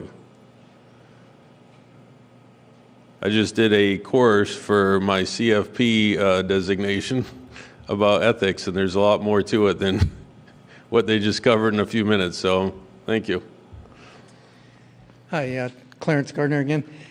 I read the ethics code that we adopted last time around, I think, but it's been a while, I don't remember it. You've all mentioned that your job is to accept and investigate complaints about possibly bad behavior. Is the role of your board or your committee to be totally passive in that regard, or are you also being an active watchdog on the town's people, town's employees? Let's start with Neil. Thank you for the question. As I read the code, the organization, the committee, is passive. It does not go out and look for ethical violations and then prosecute them. It relies on individuals who feel that there have been an ethical issue, an ethical breach by some member of a town committee or the Board of Selectmen or some town employee, and these people bring those complaints to this board. That's my understanding of the current Code of Ethics. I agree with Neil that in terms of the investigation, that is a passive role. We only review and investigate complaints that are brought forward. But the other two aspects of the responsibilities are, in fact, proactive. Educating the ethics code to the appointed and elected town officials is something that we do very proactively as a member of this committee. There's also an element of making sure that the supervisors within town know that they are supposed to and that they do, in fact, educate their employees as well. And in terms of advice and counsel, being available and being open and letting everyone know that we're here to help them. As Neil had said, even if they're not sure if that's what they have as an ethical complaint or not, they can certainly come and talk to us, and we can certainly help them decide whether or not that's something they want to pursue without making that decision for them. Thank you for the question. Thank you for the question. I think additionally, it's important to note that individuals can bring a complaint, but also bodies can bring a complaint. So if the Board of Selectmen elects, they can ask for the Ethics Committee to investigate a complaint, or if one of the other boards or commissions is seeking support, they can do that as well. So, great question. Wow, yeah. There's not much to add beyond what was said, but I think obviously if someone brings us a complaint, we need to investigate and we need to discuss and we need to figure out not only if there's a wrong that needs to be righted, but how do we prevent those issues from happening in the future. Yeah, I agree. The job of the committee is not to look around every corner for an ethics violation. We don't really need that, but to respond to complaints and, as people have said, hopefully get ahead of them and educate people on what the standard is. Okay, so I have a question, and if anybody else does, please walk up to the mic. Might be two questions I have here. So the Finance Committee is headed by, or not headed, but chosen by the town moderator, and then as a committee, you choose on the Finance Committee who is going to be the chairman and secretary and things of that nature. Is that going to be similar with the Ethics Committee? I'd be glad to take that first if you'd like. Yeah, go ahead. It does say in the Code of Ethics that on a yearly basis they will decide who their leadership is going to be on an annual basis. So yes, it would be handled in the same manner as my expectation. Does anybody have anything different, Tom? No, I think it should pretty much work that way. There's even an entry in the implementation rules for how to fill vacancies. The board can elect a replacement for a missing for a member that left, and and it says sole discretion of setting rules for conducting hearings. So I think the board has to organize itself and be disciplined, like any other board. Eileen? I was just going to say that much like the Finance Committee, how that is organized is the business of that committee. And I think that works well. So thanks for the question. Yep, absolutely. And Neil or Wendy? No? Okay. I mean, I think similarly, the school board has always done that, right? So the chair and the heads of the committees is built by that body, which makes sense, right? Because those are the people who work together the closest. They know whose strengths are stronger in certain areas or another, and also who can be a clear leader who keeps us on track and keeps us moving. So that makes sense. Okay, and in case anybody didn't get this in the mail or whatever, Tom and Suzanne are running for 1-year term. Neil, Christopher Mann, and Eileen are running for 2-year term. And then Wendy, Luke Drake, and Janice are all running for a 3-year term, but they're all one committee, correct? Okay, go ahead.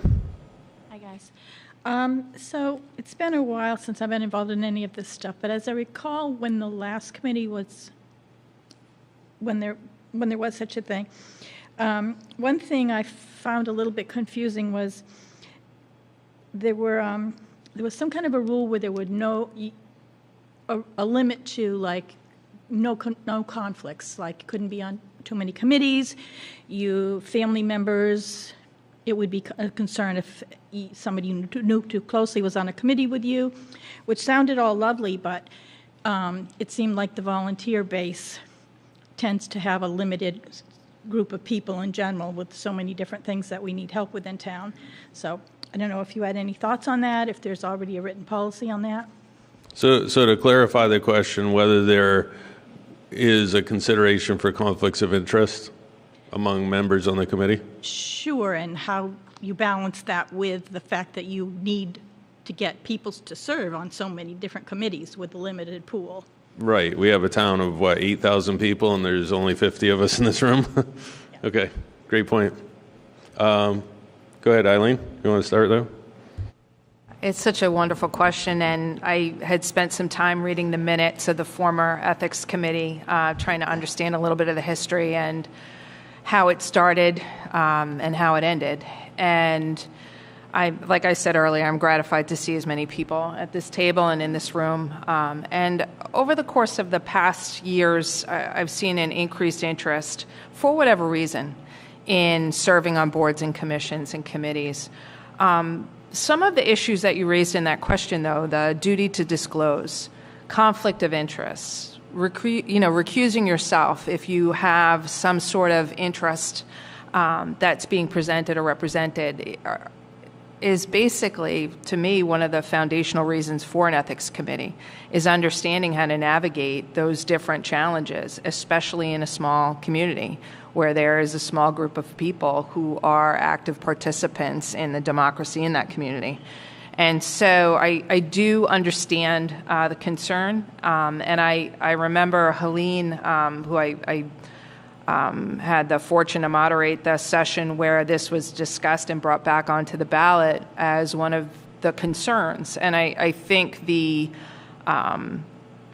way in which this is being formed is helpful to support continuation of the committee moving forward. And so thanks again for that question. I think it's a great one. Tom? Yeah, there are current restrictions right now. Like you can't, I believe, be a selectman and be on the finance committee, for example. There's a direct conflict there. It's interesting. It's a good question. I've been thinking about this being on the Finance Committee. Is there any conflict for me being on the Finance Committee if I get elected to this Ethics Board?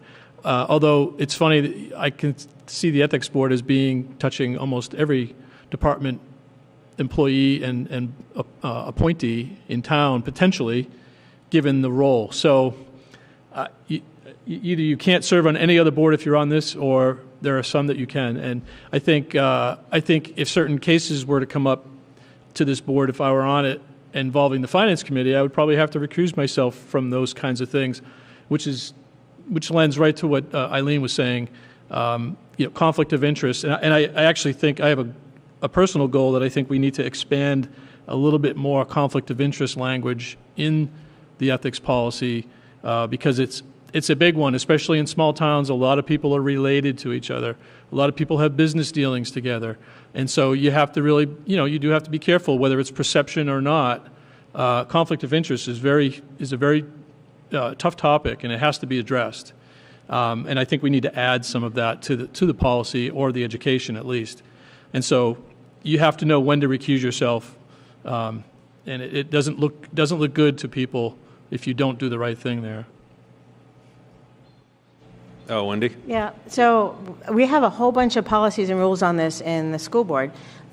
So I'm used to that self-discipline, and I believe that the selectmen do the same thing, right? So my husband teaches at Centerwoods. So if I was voting on the teacher's contract, I would have to recuse myself, right? That's logical, but there's also rules and policies to make sure we keep ourselves honest. And I think a big part of the ethics committee is to make sure things that some of us know intuitively, we agree upon, we make a shared level playing field, and then we can investigate and reinforce it. Janice? The only thing I would add to what folks have already said is that I would be an active member on the committee in asking each member whether or not they had a conflict of interest as we started with the topic and as we went along and uncovered more information, so that we continually reminded ourselves as a body if we needed to step back and step away. Go ahead, Neil. I guess there are different kinds of conflicts of interest and different kinds of issues that will present themselves. Obviously, this board, the Ethics Committee, could conceivably have conflicts of interest in a matter that comes before it. And we have to be very sensitive not only to the technical nature of recusal, but the appearance of impropriety. There may be also conflicts of interest when it comes to appointments that the selectmen or others make to various boards and committees. And usually, those are of a particular nature, so a person wouldn't be disqualified from being appointed to a particular board just because, for example, of the planning committee, just because he was a land surveyor or a builder or somebody like that who might have issues before the board. But that person would have to be very careful in the cases in which he participated to make sure that he was not giving the appearance of impropriety, for example, by acting on a decision on a competitor's project. So all of us need to be very concerned about conflicts of interest, both on the Ethics Committee and on the boards and committees in town. Thank you, Neil. Anyone else from the public? Yes, Salem.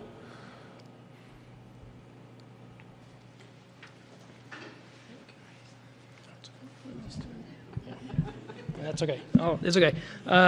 Salem Bloom, Duck Pond Road. So given what was voted on, thank you. Just kidding. All right, appreciate it. So given what was voted on last year, what the town decided to do to create this committee, it says that the terms of the office are set forth in the Code of Ethics adopted by the town in 2006. You've all spoken to that Code of Ethics. Tom also spoke a bit to some things that could be changed about it with regards to, whether you have conflicts of interest. Is there anything else, now that the committee is established, that should be changed about that Code of Ethics, now that we've been through one iteration of the committee and it's 17 years later? Thank you. Neil? I'm not sure that I know enough at this time to answer that question, but I looked into the process by which the code was adopted. It was adopted at the 2006 town meeting, and the question on the ballot was, do you want to have the code of ethics? And there was a reference in the warrant article that said a copy is available on the website or in town office. So if changes are to be made, I think all of those changes could not be made by this board or by the Board of Selectmen, but would have to go forth in an article that would be voted on by the town, because the town was the town meeting was the body that actually approved the language that is in our current code of ethics. Janice? I would agree with what Neil said in that I really don't have enough information at this point to tell you if there's additional changes that need to be made. But I do believe that if we do make them specifically to the Code of Ethics, that it would have to go back to a town vote. I do think, however, there are some supporting processes which we would have the ability to make improvements to, such as maybe the way in which the employees are given their training, making sure that that's completed, not necessarily the way it's done, but being able to track that and make sure that the town has been compliant in getting all that completed. Maybe in terms of forms or things of those natures, we would have the ability to make recommendations on. Eileen? As I discussed earlier, one of the things that I did in looking at whether or not I wanted to be a part of this committee was in looking at the genesis of the initial committee and what took it out in the long run, because I was curious about that. In reading through the minutes, one of the very first things that happened was a member identified that they had a conflict of interest, and that person step back from the board, understanding that they could not serve in that capacity. And as I read through, there were many instances where that occurred and brought the committee down from a robust committee to just a few members who were working through the logistics of having, how to stand this up and how to operationalize this committee and make sure that it could sustain itself.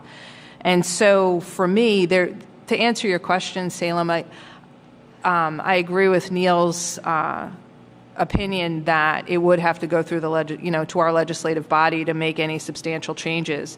But I think it's important for anyone who wishes to be a part of the committee that they really look to see if they have any current conflicts of interest and how that might impact the health of the committee in the long run. That would be the only thing that I could say at this moment that each one of us should really look at.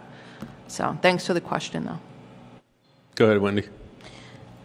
So one of the things I learned on the policy committee at the school board is things that you read a piece of paper and you go, oh, this is dumb or this is smart, right? But then there's RSAs behind it, there's reasons behind it, there's other set law. So I can't look at the Code of Ethics without actually doing my due diligence as part of this committee to say if something is better or not. Obviously, we can't change it, right, because this was voted by the town. But what we can do as the people meeting together who can reach out to experts, learn if there's things that we can do better and propose that to the town to make those changes. Yeah, I think one of the first things the committee should do is look at the Code of Ethics. It's been a few years since it was written, and see if there's any refinements that should be made to it. And a little of a tangent. One of the things that the board has to do is determine how it's going to conduct hearings. It's not really part of the Code of Ethics, but it's part of the operation and the implementation. I think that's a very important thing that has to be done right away. And I think a bar needs to be set as to when every complaint or every complaint should be taken very seriously. But there's a bar that has to be met on certain things to avoid having personal vendettas or personal beliefs become ethics complaints. There should be a measure or a test that has to be made, and I think that's part of the hearing process. I don't know what that is, but I'm worried about witch hunt, situations where people just bring a complaint because they don't like the way somebody voted or the way somebody talked to them. We have to be very careful about managing this board properly like that. Thank you. So I have another question to that point. Is this going to be something that will be like the other town meetings broadcast. I think. Go ahead and start, Tom. Oh, yeah, thank you. I think any town-sanctioned board should be broadcast if possible, and minutes should be taken. I agree. However, with the school board, for example, there's some things that have to be in non-public. So if somebody's bringing up something with an employee that has not been vetted, if we need to discuss some things, there has to be the ability to have a non-public in those situations. Eileen? I think that process has been well established, and understanding the expectations of being a committee in town, we would be held to the same standard of every other committee in town. I don't think it precludes us from that. But to the point of information about personnel-related issues that need be kept confidential, that would be critical. And there is an inherent process in place already for that, that I would wholeheartedly, as a HR director, recommend that we maintain. So thanks.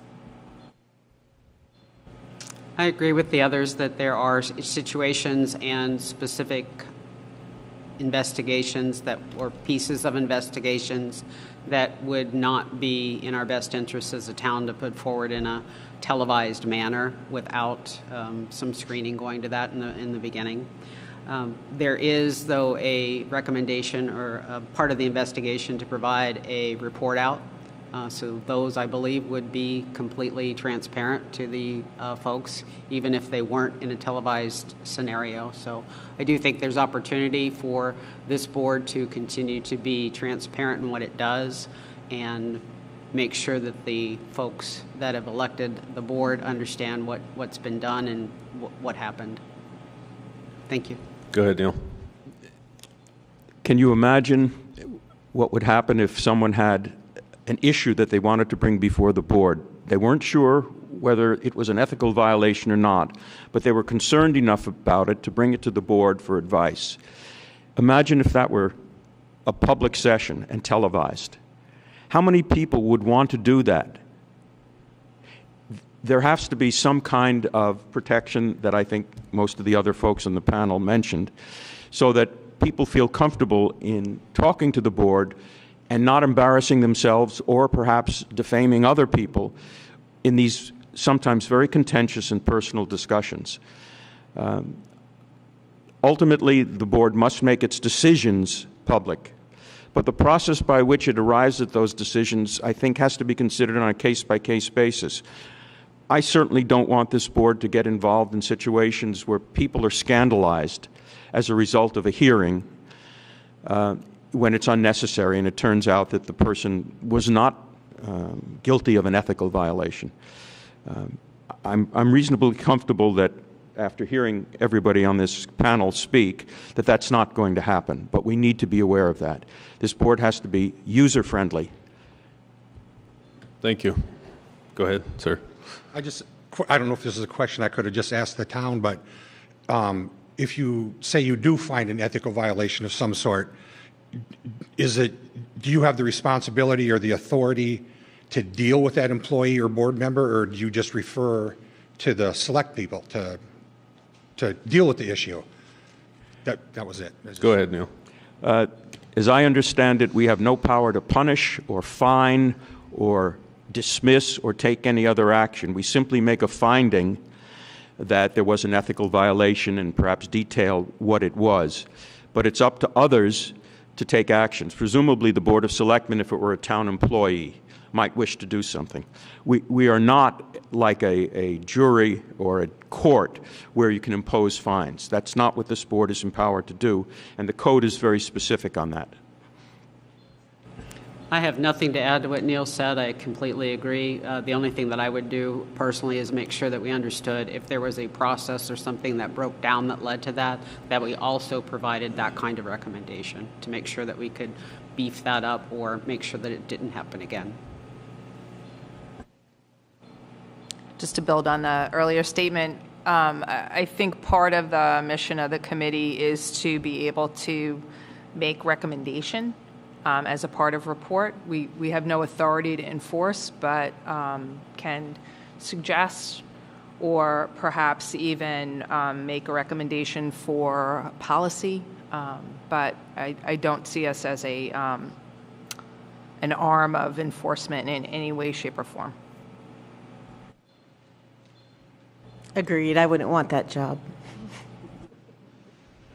Agreed here as well. I think suggesting mitigation might be as far as we go with that, with the board, the leads of the board. So I was going to ask a part B of that question, but basically nobody mentioned the town lawyer. Would that be something that the town lawyer would get involved at a certain point?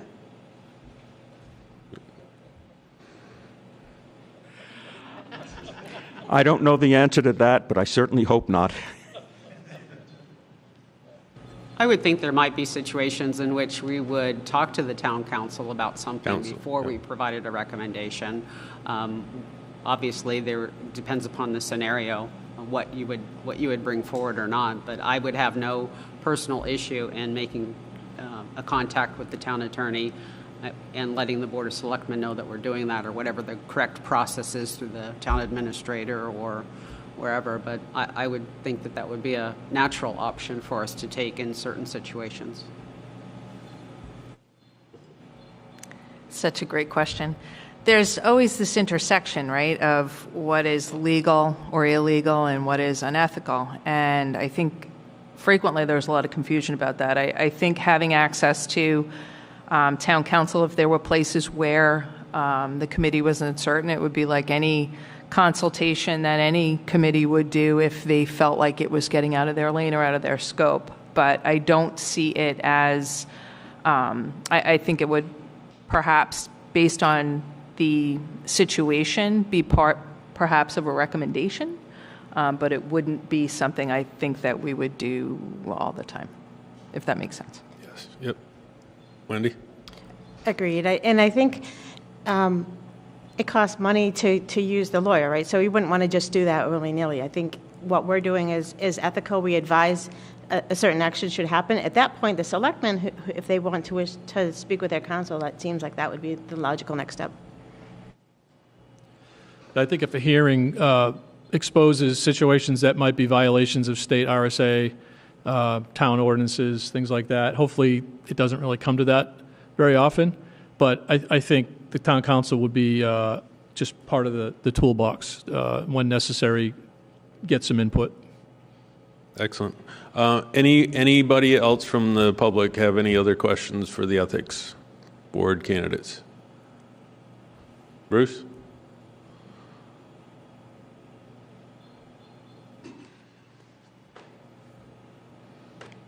Bruce Fillmore, I live in Gould Road. I guess I'd like the members to explain how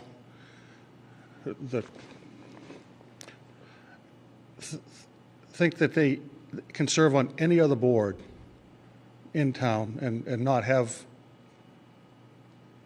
a conflict of interest.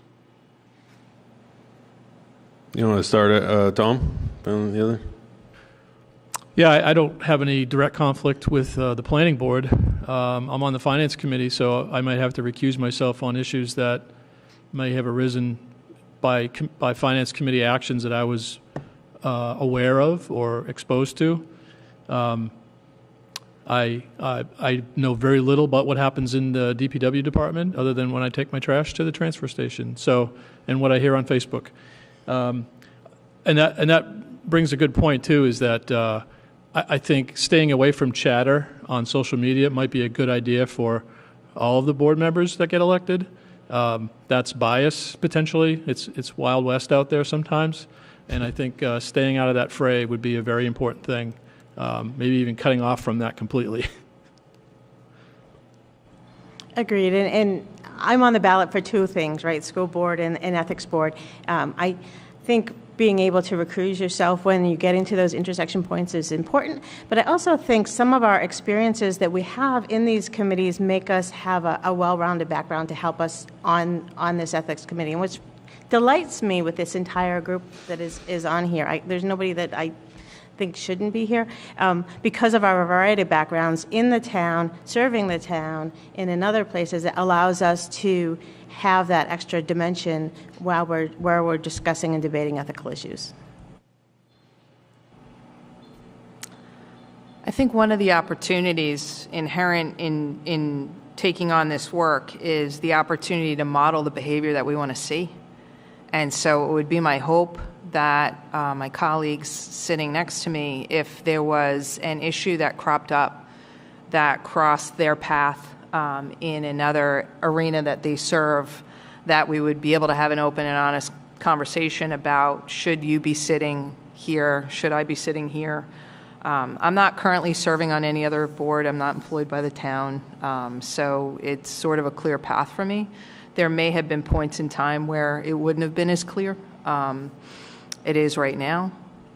But I do think that the ability to work through those points is going to be crucial because, frankly, I would imagine and I would hope that each committee member would bring their own expertise and viewpoint, and I would hope that they're not all the same. The best boards I've ever served on, and I've served on a few, were diverse boards that were respectful and civil in nature, where you could vet issues in a frank and open way, having an open and honest dialogue with the ability to agree to disagree and the ability to point out places where your flank was vulnerable. So, thanks.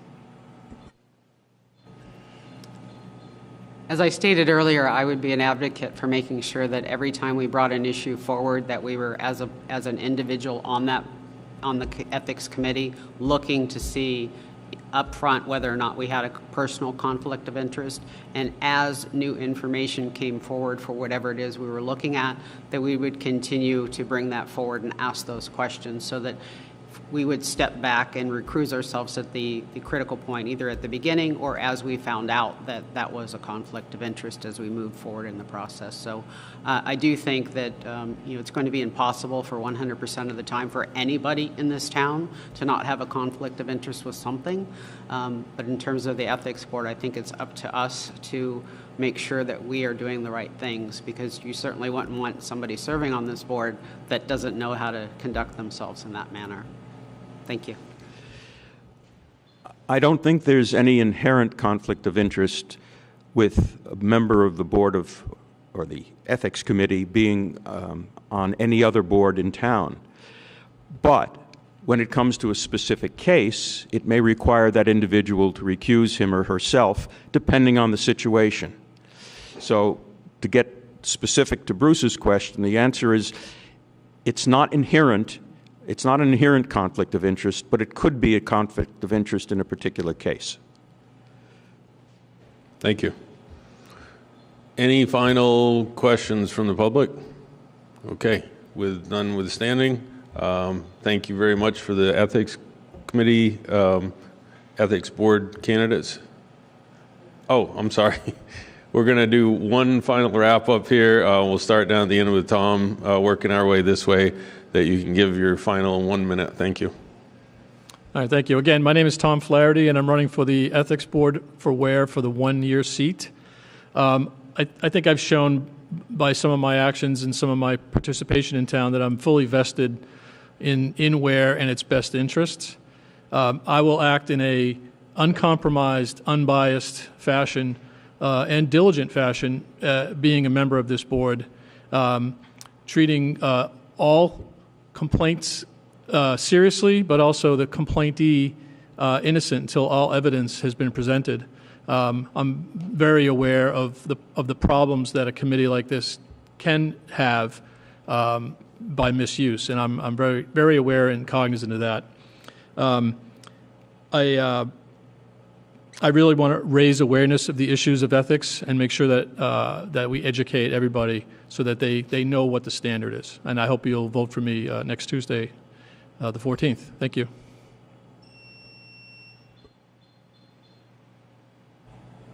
I'd first like to thank the voters of Weare for adding this committee back on. I think it's very important, particularly in the last 3 or 4 years. We need something like this. I would be honored to be a part of it. I bring a perspective that other people may not bring, but this is a great group, and I think we could do some amazing things for this town. So, Wendy Curry, I appreciate your vote. want to say thanks again for coming out tonight. Thank you to the moderator for holding this panel. My name is Eileen Meany. I'm running for the 2-year term for Ethics Committee. I, too, appreciate the fact that the town voted this in, and I think that speaks to what they're looking for from anyone who might choose to be on the committee. So I want to say thank you in advance to going out and voting on Tuesday, because I know you'll be there, hint, hint. And if you so choose to have me be a member of this committee, I'll do my best to keep you proud, informed, and serve with integrity. So thank you. Again, my name is Janice Matthews. I'm seeking a 3-year term on the Ethics Committee. My prior experience as an ethics trainer and as an ethics sounding board within my company would provide great framework of knowledge moving forward on this committee. The tenets of ethical behavior are part of who I am, and therefore I think they would import very directly and without effort into this role. Being retired, I'm available to talk to folks, to serve on the committee, to do investigations, to actually do a lot of the background work that may be required. So I'm willing to take on that role for the committee as well, fully researching what the requirements are before we move forward with things. And personally, I'm always willing to do what's right, and I will not buckle to any pressure from any group or any persons. I think that's an important characteristic as well in someone on this committee. And I do look forward to having your vote on Tuesday the 14th. And if I am not selected on this committee, I know you'll have a great representation. Thank you. I'm Neil Kirk. I'm running for the 2-year term. There are 3 of us running for 2 2-year terms. And one of the reasons I'm doing it is I'm very proud of this town. And I want to make sure that the rest of the world is as proud of Weare as we are. There have been some cases in the past where Weare has not received the press that I certainly wanted it to receive. It's very important to me that Weare be perceived and is actually a town that is not only a great place for all of us to live and to raise our families, but is a place that we can be proud of because we are ethical, that we respect each other, that we are concerned about following the rules and doing things the right way and following this code of ethics. I hope you'll vote for me because I hope you share that view. Thank you. Thank you, Neil. And thank you to all the candidates of the ethics. And we're going to take a minute to switch out now for the school board. And thank you, Naomi, the town administrator, for keeping me on track here.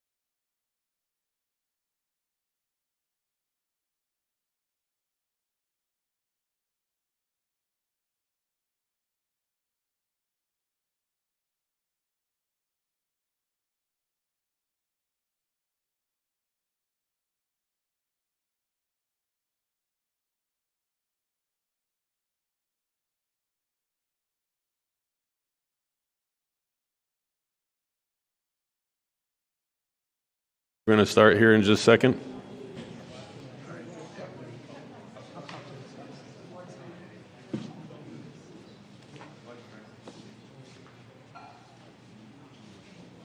Okay, so now we have two candidates for school board, and we're going to start same format with 5 minutes each. We'll start with William Pollitt. Good evening, everyone. Thank you for coming out on a chilly night. I'm William Pollitt. Feel free to call me Bill. I am finishing up my first year on the Weare School Board. I was elected to complete someone else's term, and I'm now running for re-election for a full 3-year term. I have lived with my wonderful wife in the same house on Concord Stage Road for 38 years. We brought up 2 amazingly great daughters, and both of them have chosen to set down their roots here in Weare and bring up their families here. Both of our girls and all of our grandkids received a first-rate education here in town. Our older daughter was actually in the very first graduating class at John Stark, class of 1988, and her sister 4 years later.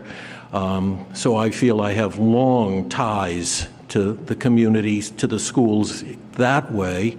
I started substitute teaching at John Stark in 2011 when our first grandkid arrived there.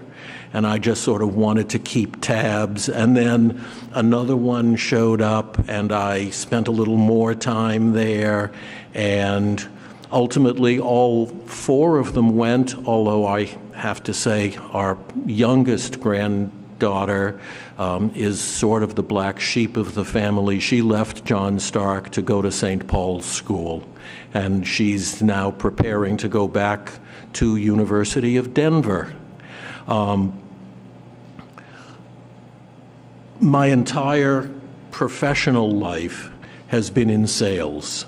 So it's been in retail. I've also been on the road as a manufacturer's rep. I'm used to situations where everyone isn't always in agreement. For instance, customers who don't particularly want to buy today.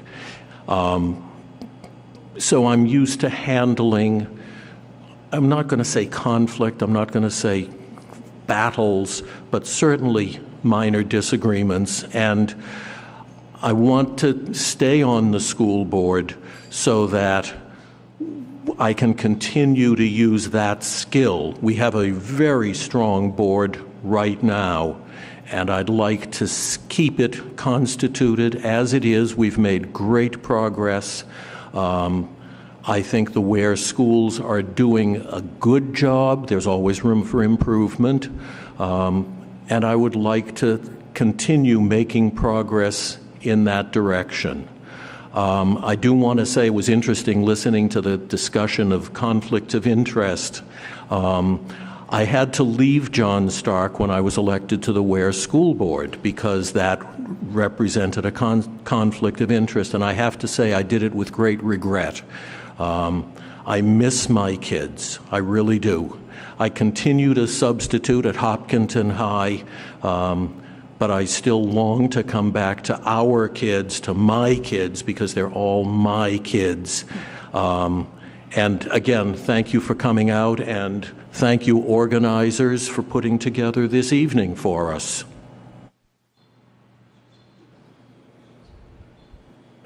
Hi, I'm Christine Heath. I am presently on the board, and I am the present chairperson of the Weare School Board. Oh, sorry, you're going to move mine for me now. And I've enjoyed the last 3 years. It's been a tough 3 years. I was elected 4 days before the world shut down, and because of that, learned a lot very quickly. Negotiated many, many MOUs for both our paras and our professional staff. Weekly meetings, not monthly meetings. And it's something that I would love to continue. I was born here in New Hampshire, raised mainly in Merrimack, which was is what Merrimack was back then, what Weare is now. And when my husband and I were looking for a home 20 years ago this spring, Weare really fit that bill. And we love the fact that we have our own space, but at the same time can make some really good and deep connections. We raise our two girls, both go to this school. They both started at Center Woods. We have an 8th grader and we have a 5th grader, both very active in the wonderful music program that actually just performed in front of the State House yesterday. Both very active with the academics. We've been very, very happy with the support we've received through both of the schools. So when I decided to somehow give back to the community, it felt like this was the next step. I've been an educator now. This is my 26th year, all in the same school. I teach 4th grade mainly, but I've gone back and forth with 3rd and 4th.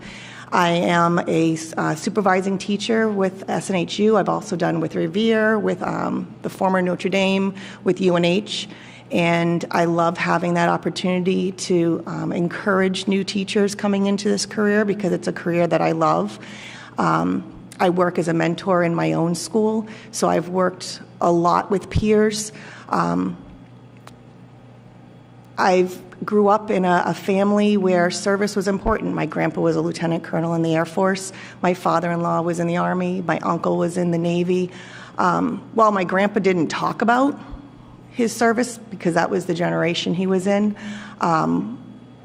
when I remember back in the 90s when the Middle East happened, he and I started making a connection. And I started learning about him in a way I didn't know. And that's where I think the service really spoke to me about how important it was. And my mom's also a teacher, so I saw her service for that. But I would really like to continue servicing and supporting the schools, supporting our students, supporting our teachers and our staff. And I've enjoyed it. It's been really hard, but it's been very enjoyable at the same time. So thank you for all of you that stayed. I know it's past my bedtime, so I appreciate that you stayed to learn more about us. Thank you. Do we have any questions from the public?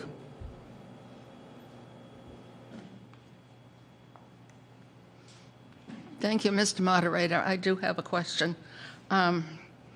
It's sort of like calling the kettle black because I'm talking to seasoned school board members. But I want to thank you for taking time to come tonight and to fill out the questionnaire for Where in the World. I read it all very carefully. We live in a country that's based on democracy and a constitution. We have freedom of religion, and we have separation of church and state. We also live in a country that is very polarized and divided right now. And so I'd like to know how you see your role as a school board member to give our students what they need in academics, social and emotional learning, the arts, sports, and other skills to become thoughtful, considerate, responsible citizens. So thank you. Well, as board members, we have two main charges. It's through budget and through policy. We have a process that policy goes through where it goes, any suggestions that come, they are based on, policies are written up based on RSAs. They go to a policy committee, and then we have times in during the board meetings to talk about them, usually at least 2 readings to do so. I think in order to kind of just sum up what you asked, in order to provide a fair, consistent, safe environment for the kids to learn and to be able to discuss and to be able to come up with their own opinions and feel like they can share it, we have to have many different things offered. I think the teachers are wonderful in this school supporting that. We have a wonderful recreation program, which is not through the school, but ultimately the recreation department goes into the school sports where the kids learn teamwork, they learn camaraderie. We have an incredible, as I already mentioned, music program here. The theater program, even last year, was able to put on something when there was still a lot of guidelines. I think the school does a great job of being able to reach children at all different places. And as a board member, our jobs are to support that, to make suggestions if the community suggests that, but ultimately it's to put it in their hands and support what they're doing. Thank you, Marge, and thank Weare in the World for doing what it does. It's a valuable function. We are not the micromanagers of the Weare Public Schools. We set policy, we set budget, we are advisory. One of our functions is to listen to the community when they have situations that arise that can't or haven't been resolved satisfactorily at the school level. I guess much like the proposed ethics committee. But we don't do it on a day-to-day, minute-by-minute basis.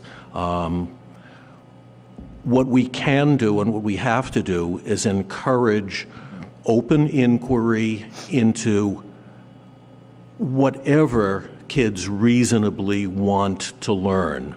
Obviously, they have to get the basics, reading, writing, arithmetic. We all got that, and we all get it. The kids still get those things, but it's a more complicated, it's a more subtle world that they're growing up in than what I grew up in the 1950s.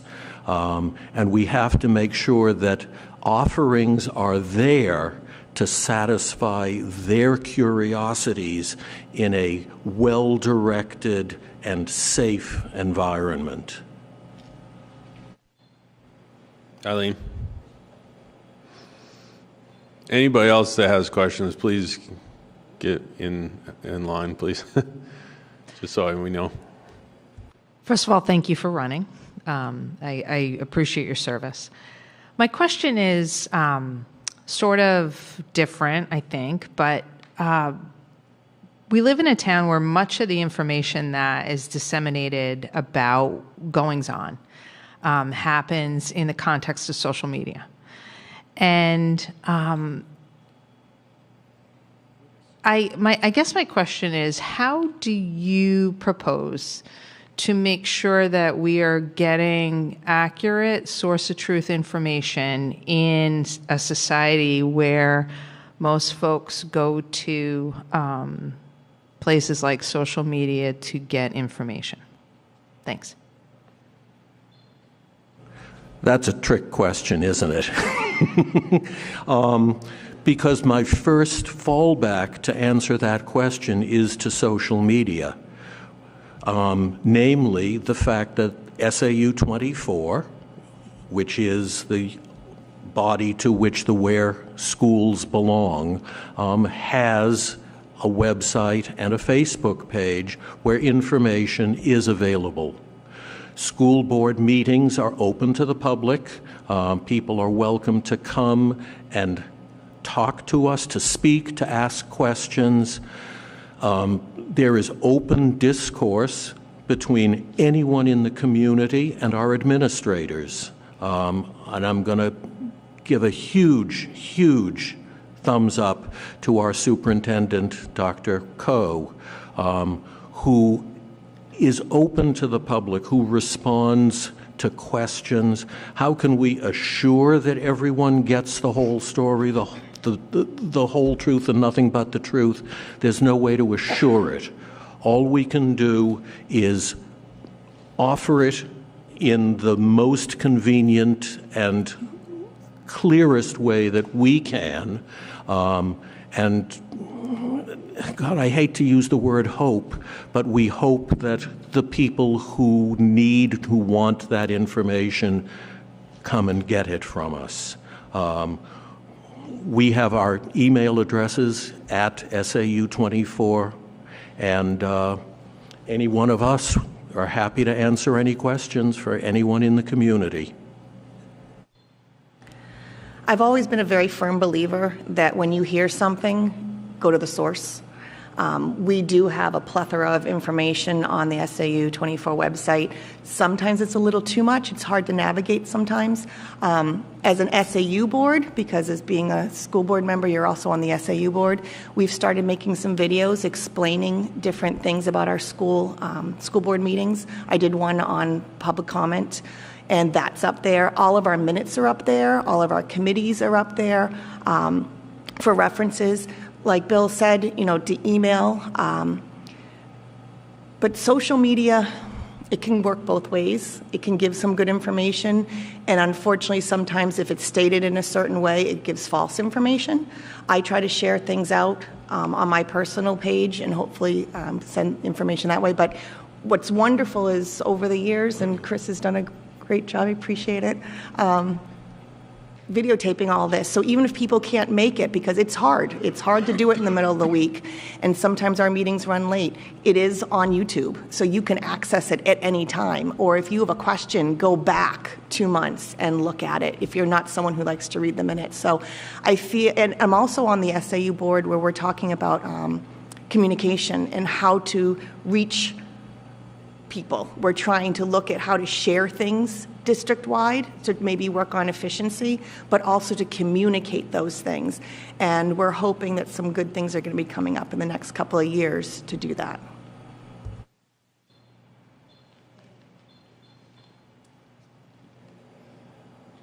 Nancy Brennan, and I live on Concord Stage Road. First of all, and this is a general comment, on this evening, we all have things that keep us away from places, but I'm kind of sorry as a townsperson that I am not hearing from everybody that was running, that it didn't happen so far, any of the three groups, we had people missing, but especially this one, because any of us that pay attention to what's going on in the school have watched you guys for a year, and the other person running wasn't able to come, and that, I think it's kind of too bad. I would like to see us maybe next year, from now on, try to find ways where we can all communicate with all the selectmen and all the committee people running, so that we can get a truer picture, although the where in the world was certainly a big help. So my question kind of piggybacks on Marge's question, and that is that we have a commissioner of education and a state board that sets a lot of what then happens in the schools. And certain things that are happening, one of them, it hasn't gone through yet, but we have a commissioner who would like to pair what happens in public schools down to reading, math, science, and the social studies / history / civics, and nothing else. We would be allowed to do it, but it wouldn't be required. That's a tough one if it happens to our towns. Hopefully it won't, but I'm going to throw it out there to you. How do we handle something like that when you have just been telling us about all the wonderful things that the kids are able to do? Well, first, you elect people that support a well-rounded child, whether it's at the school board level, at the state level, or at the federal level. I do believe there was a law signed into, or a bill signed into law last year to keep music in our schools, which is why there was a celebration up at the State House yesterday. Sorry, I said it was after my bedtime. But I do agree, we do need to have a big focus on the basics, math, reading, writing, science, social studies. But in order to have that focus, we need to reach children where they are and how they are. In my classroom every morning, we start with a morning meeting, we start with a song. There is brain studies that show music opens up part of your brain that math and reading and writing don't. I've taught children over the years who have a very, very difficult time with those core subjects, but absolutely flourish when it comes to doing the school play. Even though there's reading involved, they find a way to be able to do that. And really, we want to reach every single child the way they are, where they are. And when you think about we are preparing children for the future isn't just reading, writing, and math. It is hands-on. It is the technical. It is, the agricultural. It is the music part. So we need to make sure we have those avenues for all the children to be able to have a reason to get up in the morning and go to school and learn those core subjects because they know that it's going to be balanced out with the other parts that really do truly support who they are. Fortunately, the state sets minimum standards and not maximums. We as a community, we as a school board, we as a school district, we as parents and grandparents have a right to expect more and to demand more. If the curriculum is reduced to what it was when I was in elementary school and junior high school, yes, there was such a thing as junior high school, and we sat in rows and ranks and files, and there were 30 or 31 of us in every room. To return to that is, and I never thought I would actually steal a phrase from President George W. Bush, but that's a guarantee that there will be some children left behind, because we know that kids learn differently.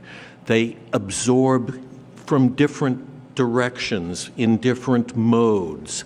And to eliminate the creative side of that, to what's historically the right brain side of education, is to absolutely assure that we won't be doing our level best for all the kids that are in our schools, that are going to be our future citizens, our future parents, our future teachers, and we can't be leaving any of them behind.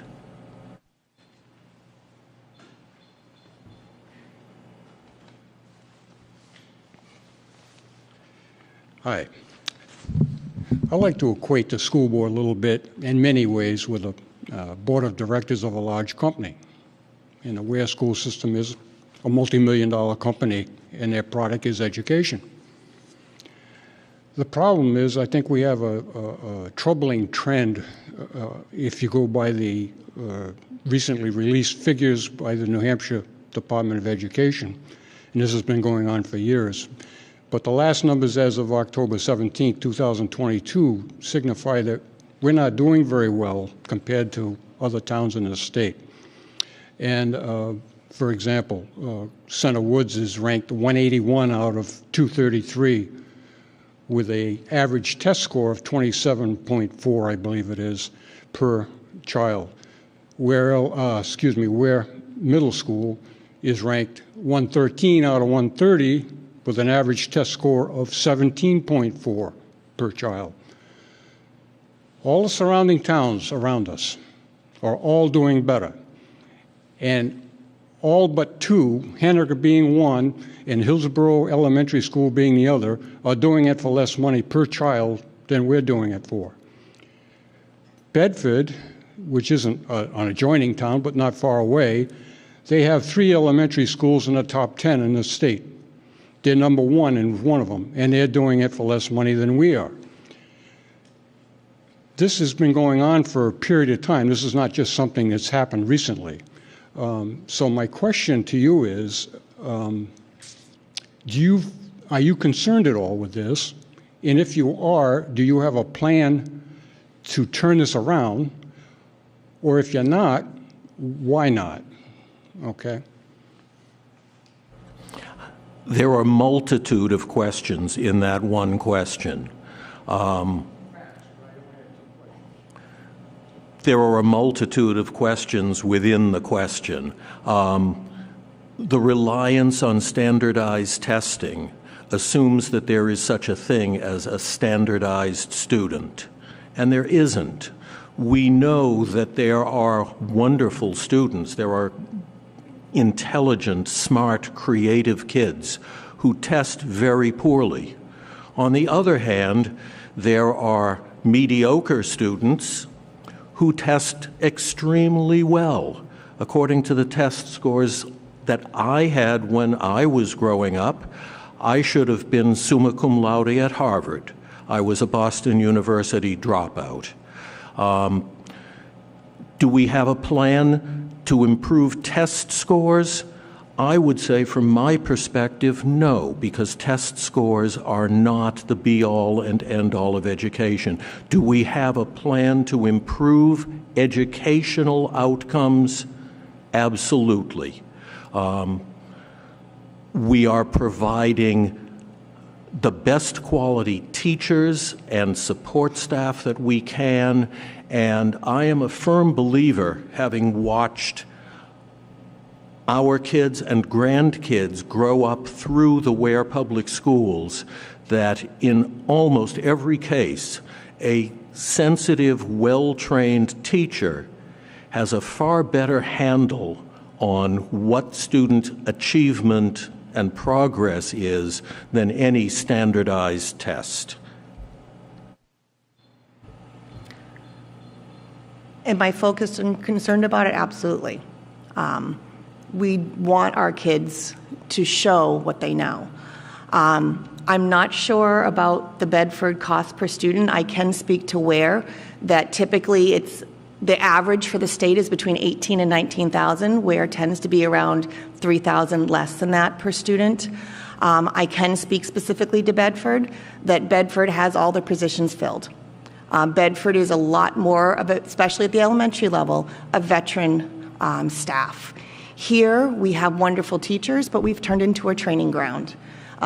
Because of the salary and compensation and the past climate and culture, it has been a revolving door where we've gotten new teachers for a couple of years, trained them, and then they go off to places like Bedford that will only want to hire 3 to 5 year veteran teachers. We need to keep our teachers here. We need to keep them so that they have that camaraderie with each other, so that they grow those toolboxes and they grow with the students. And the students, from year to year, teachers can go back to former teachers of these children and say, hey, did you see this? What did you think about this person? And have that community with that. I think that would make a big difference. I can speak to that because I am a Bedford teacher and I've been there for 26 years, and I've seen when we've had a rotation of teachers compared to when we've had a very veteran staff. It is different, and it does directly affect the scores that the kids have, because while a new teacher is wonderful, they're enthusiastic, they bring great things in, they don't have that developed toolbox yet. They don't have the experience with the differentiation or with the testing, even knowing what you need to prep the kids with ahead of time, to get them on the computers, to even know how to move the mouse around. So I would say focus on teacher retention on that. Thank you for your question. Are there any further public questions? Yep, go ahead. I don't have another question. I'd just like to make another comment based on what Nancy said and what you all have said, how important the arts are to our children's education. Math, science, reading, all that is very important, but the arts are equally as important. The arts are the last senses we lose as we age. So imagine being an old lady and not having had drama, dance, poetry, music, any of that in my life, what the quality of my life would be like right now.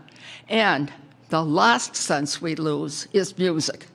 So I'm so glad we have a good music program here, because it will last in the memory and the minds of our students until they take their very last breath.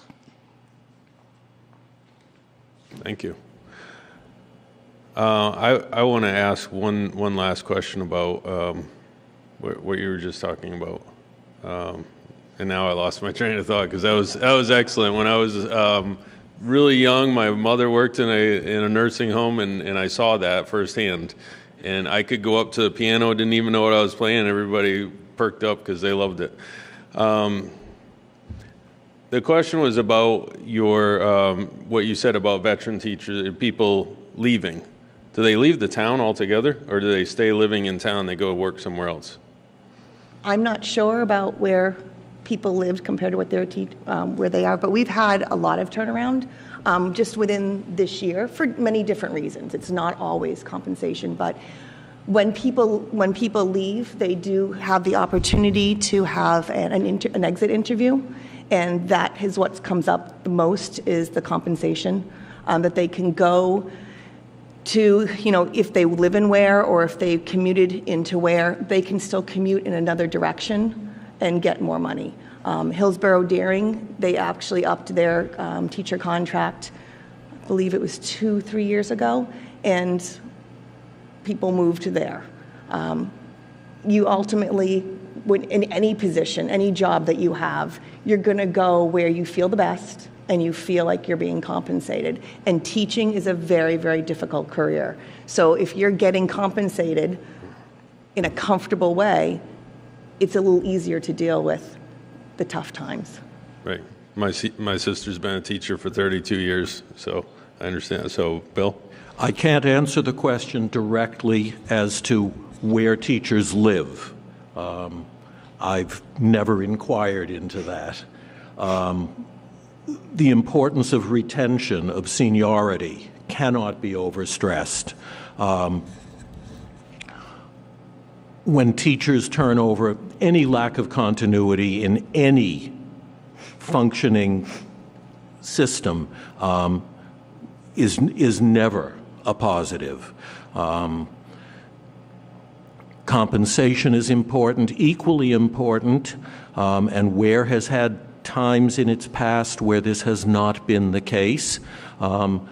Teachers were not given the emotional support that they required to make them feel wanted, to make them feel valued in the Weare schools. I think that has turned around, and I think we've done not we, Christine and I, not anyone except the town generally, the school community, I think has done a very good job of being emotionally, psychologically supportive of our teachers and our support staff. And I'm going to make a shameless pitch for people to please vote for the article ratifying the contract, the new contract for the support staff. Okay, any further public questions? None being, we're going to have one final minute for each one of you. So, Christine? Oh, you're going to go ahead? Go ahead. When I signed on for this a little over a year ago, I knew that I was going to have a very long and very steep learning curve. And I'm here to tell you that I underestimated them both. I do want to tell you, if I can, sorry, Naomi, I know I'm going to go over it. This afternoon, I went up with my sign to wave at my kids coming down the driveway, leaving John Stark, going home or going to their jobs. And I will always think of them as my kids. And I feel like my job as a school board member is to make sure that the current and future students in the Weare public schools can go on to John Stark and receive a not just as good as, but a better education than anyone in the past has had. Well, as I said before, my name is Christine Heath. I am the present chairperson, and I'm just finishing up my first 3 years, and I hope it is my first 3 years, so I can say I have a second 3 years. I've enjoyed it. It's a lot of work, but I like serving the community. And just a reminder, too, for everybody that is asking to be a candidate or asking to be voted in, we are all community members. We're all taxpayers. We all have our feet on the ground here in Weare, and we all care about it. That's why we're running. I think our present board works very well together. We all have strengths that we bring together, and we're very good at communicating with each other. And I would just be very pleased and honored to serve you for another term. Thank you. Thank you. Thank you to Chris for the IT and the audiovisual. Thank you, John, Thank very you much. to the candidates, and thank you for the town administrator, Naomi, for keeping the time and keeping me on track. Have a good night, everyone.